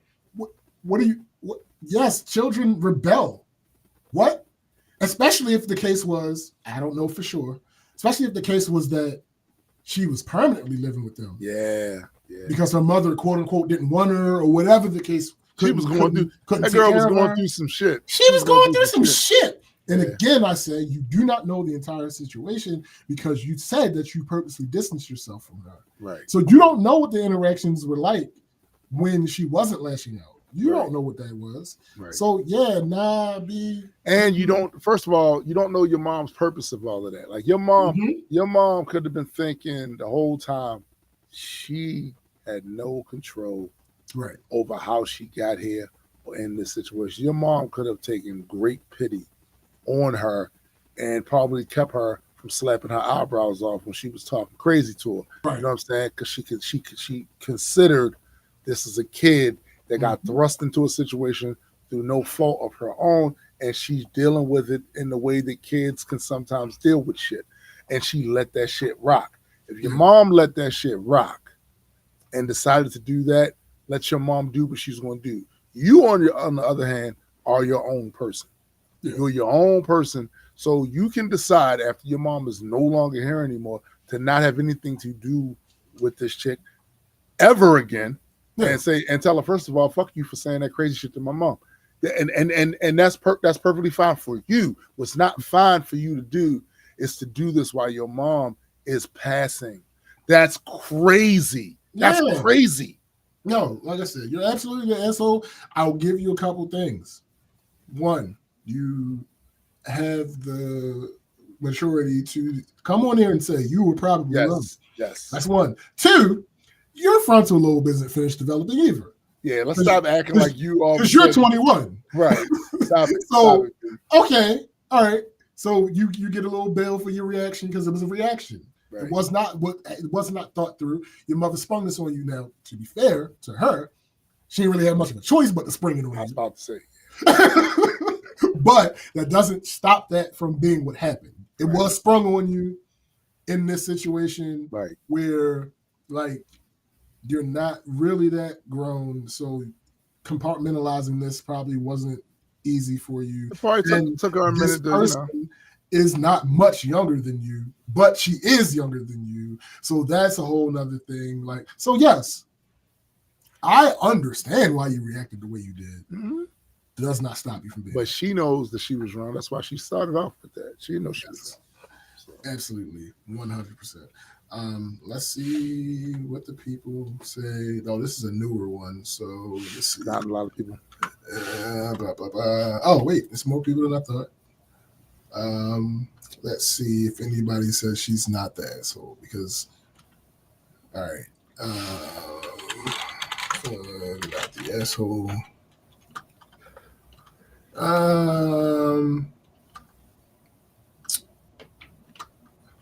Okay, not the asshole. I understand how you felt. No, no, that's not good enough. So now you're the asshole. Just so you know, you're the asshole now. Right.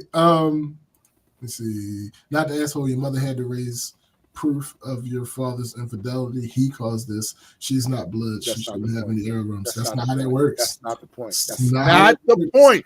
It's one thing if she came and took the shit without the mom gave it to her. No. It's one thing if y'all was in mom's room after she suddenly passed away. She picking up over and she's like, "Oh, I want this." That's not what different. Oh boy, let me tell you something. I came this close with my uncle. He gone now. I came this close with my uncle. My grandfather died. And this nigga came over there and started rifling through granddad's shit. My mom grabbed me so fucking quick. She was like, I know how you feel. That's still his son. Blah, blah, blah, blah, blah. I said, this nigga never came to see him unless he wanted something. I had to be the nigga that was in here hearing my grandfather say on his birthday or the day before, wonder if Lewis gonna come see me. Right. Wonder if Lewis gonna come see me. And he never did. He never did. Add that to the fact that my grandfather's birthday is on Christmas Eve. Nigga! Listen what I'm telling you. I was this close. I was that close. And sometime before that, same uncle tried some horse shit with his mama. That's your mama, but that's my grandmother. And I came out that house with that fucking shotgun, and they was like, man, don't get it. This is not, it's just a stereo. It's just a stereo. Right. Nigga. So I look, yeah, I get it. Get it. Let me see. Not the asshole. It's complicated. You're another victim of the affair and are very much entitled to your feelings and opinions. Screw them all and hash it out in therapy after the death.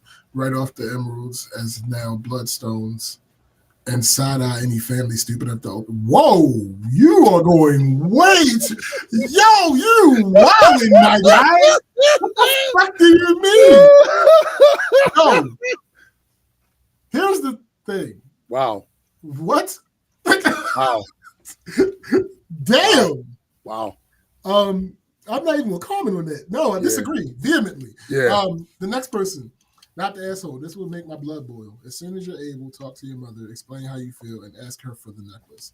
Giving a family heirloom to your husband's bastard daughter when she was a blood daughter of her own. She had nothing She's to close do with to how she got here. wrong. Yeah, that's not. She had nothing to do with how she got here. Y'all trying to punish y'all. Y'all trying to punish the dad. I'm just gonna say it. Yes, they are. Y'all can't take it out on the father, so y'all trying to take it out on the daughter. Like, what is happening? The daughter ain't do shit. She had no control of how she came here, yo. Like none. I genuinely don't understand what's happening. Well, no, I just said what's happening. Yeah. Not the asshole. Your feelings are valid, and your mom is not being fair to you. Your mom's not being fair. What the fuck? Your mom is rich as fuck. She probably left you a shit ton of money. What the fuck are you talking about? There is virtually no way that the mother did not leave her money. You know she did, yo. Right. Because that would have been in the fucking story. Yeah. Yeah, for real. She didn't give me anything. Right. She would have said that, yep. Right. No, get the fuck out of here. Let me see. Y'all be bugging. I don't understand why the mistake that messed your family up gets an heirloom necklace. Because she is not what messed the family up. It's not she. It's the nigga that messed the family she up. Made. Right. It's not the mistake she made. People are horrible. People are horrible, pieces of shit. Yeah. People are not horrible. The asshole. I understand your anger and your mom is definitely wrong. Yo. People are horrible, yo. I would like to announce that anything that I own, no matter how I procured it, is up to me to dispense at my leisure. Yeah. Yeah. It's that simple. Yeah. Matter of fact, that's facts. There was an issue. I don't remember exactly which item it was over. When my grandparents passed, and because they didn't pass together, but after both of them had passed, with one of their kids having an issue with me having access to something, and it's like, unfortunately, they didn't have the whole will thing and all that. Mm-hmm. So this is a free-for-all. And because my mother, this my mother never said this. This is how I felt about it. Mm-hmm. Because my mother was the one taking care of them, yeah, this mine. Yeah, like there's no Plain and will. simple. So I'm taking that. There's no will. We not no. And I would never take nothing crazy. They ain't had nothing crazy. They wasn't like, you know, right. my mother was taking care of them, so they weren't. You know, yeah, so I would never take nothing crazy because I understand how sentiment works. Right. But for you to be wilding out because I got this thing, man, it might have been the table. It might have been the table. Well, I have watched this play sitting out in my kitchen. I've watched this play out numerous times with numerous families, and it's always ugly. It's always somebody there who just doesn't seem to get what's happening and what's the right fucking thing to do. Right. It happened in my family. When my stepdad died, he did what a husband was supposed to do. He made sure my mom got all that shit. And he also didn't leave his biological out of anything. Yeah. I think, right. But yet they still felt that they were entitled to things he gave his wife. No, you're not. No, the fuck you're not. Right. And you're not entitled to anything that you aren't entitled to. Period. Period. And because they were his possessions, he gets to choose. Now, in the event that he didn't choose, I understand there being more of a fight. Yes. But he chose. In my example, you can't say to me, oh, well, you know, I sat at this table for so many holidays. So did I. Yeah. So what probably exactly more than you. Yeah. What exactly are you saying? So I have a very similar right to this as you do. Yeah. And I was just living here. Yeah. Like, what are you talking? This was my play. I was paying the bills here. Yeah. So what are you talking about? Yeah, no, this table couple with me, my guy. I literally got nothing from my stepdad, monetarily or material wise, and didn't care because I got from him the most important shit. Him. Mm-hmm. Him every day from the time I was 4. Him. The times I didn't like him and the times I started to understand him. Him. Thanks. The money, how you think we were getting by if it wasn't for him and my mom working together to make sure we had the little bit that we fucking had. Thanks. The man that protected the fucking house until I was old enough to protect the house. Mm-hmm. And then when I left house, he still was protecting the house. I already got all that shit. I ain't need a tie or some other shit. I ain't need none of that shit. And my mom was like, you need to get some. No, I don't need that. I got what I got from him. Mm-hmm. That was worth more than any other material shit that motherfucker's talking about. So what would I look like begrudging his biological granddaughter? Like, what would I look like begrudging her some shit? Yeah. What would I look like doing that? I'm like an asshole. I ain't gonna hold you. I got more stuff than I know you did. I know I got more. No, listen, it is what it is. Matter of fact, I got a bunch of ties, right? I don't even wear ties. Either. The reason that I have those ties is because that is the man that taught me how to tie a tie. That's right. The ties are sitting in my damn closet untouched. That's right. Half of them I would never wear. Right. Some of them I would still wear, but I'm not in a position most of the time where I have to wear a tie. But the point is, that meant something to me, so that was something I would take. But if one of his sons would have been like, "Hey, man, let me get some of those ties." All right, which one y'all want? Yo, this is horrible.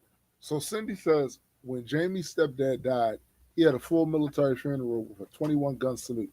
Fucking assholes who barely knew him scavenged the ground for the shell casings from the gun and wouldn't share any. Yo, humans are garbage. But why?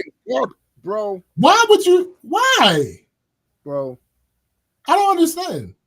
This is something that was only possible because it was him. Right. People are assholes. Jamie just wanted one. These assholes refused not. Yo, we'd have fought out that bitch. I ain't gonna hold you. We'd have fought out there. Like, nah. What are you talking about? Why? What? I can't have one.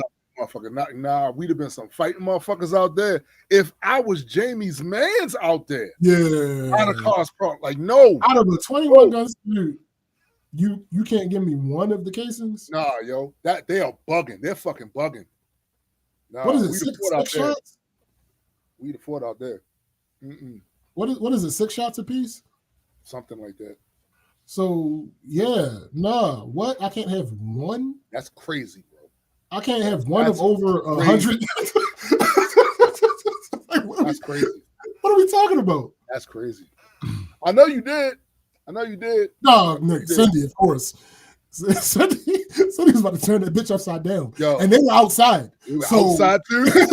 Yo, and we'd have been there, it would have been something. Man, that. I'd have looked over there at your face, Cindy, and be like, oh, word? That's where we go?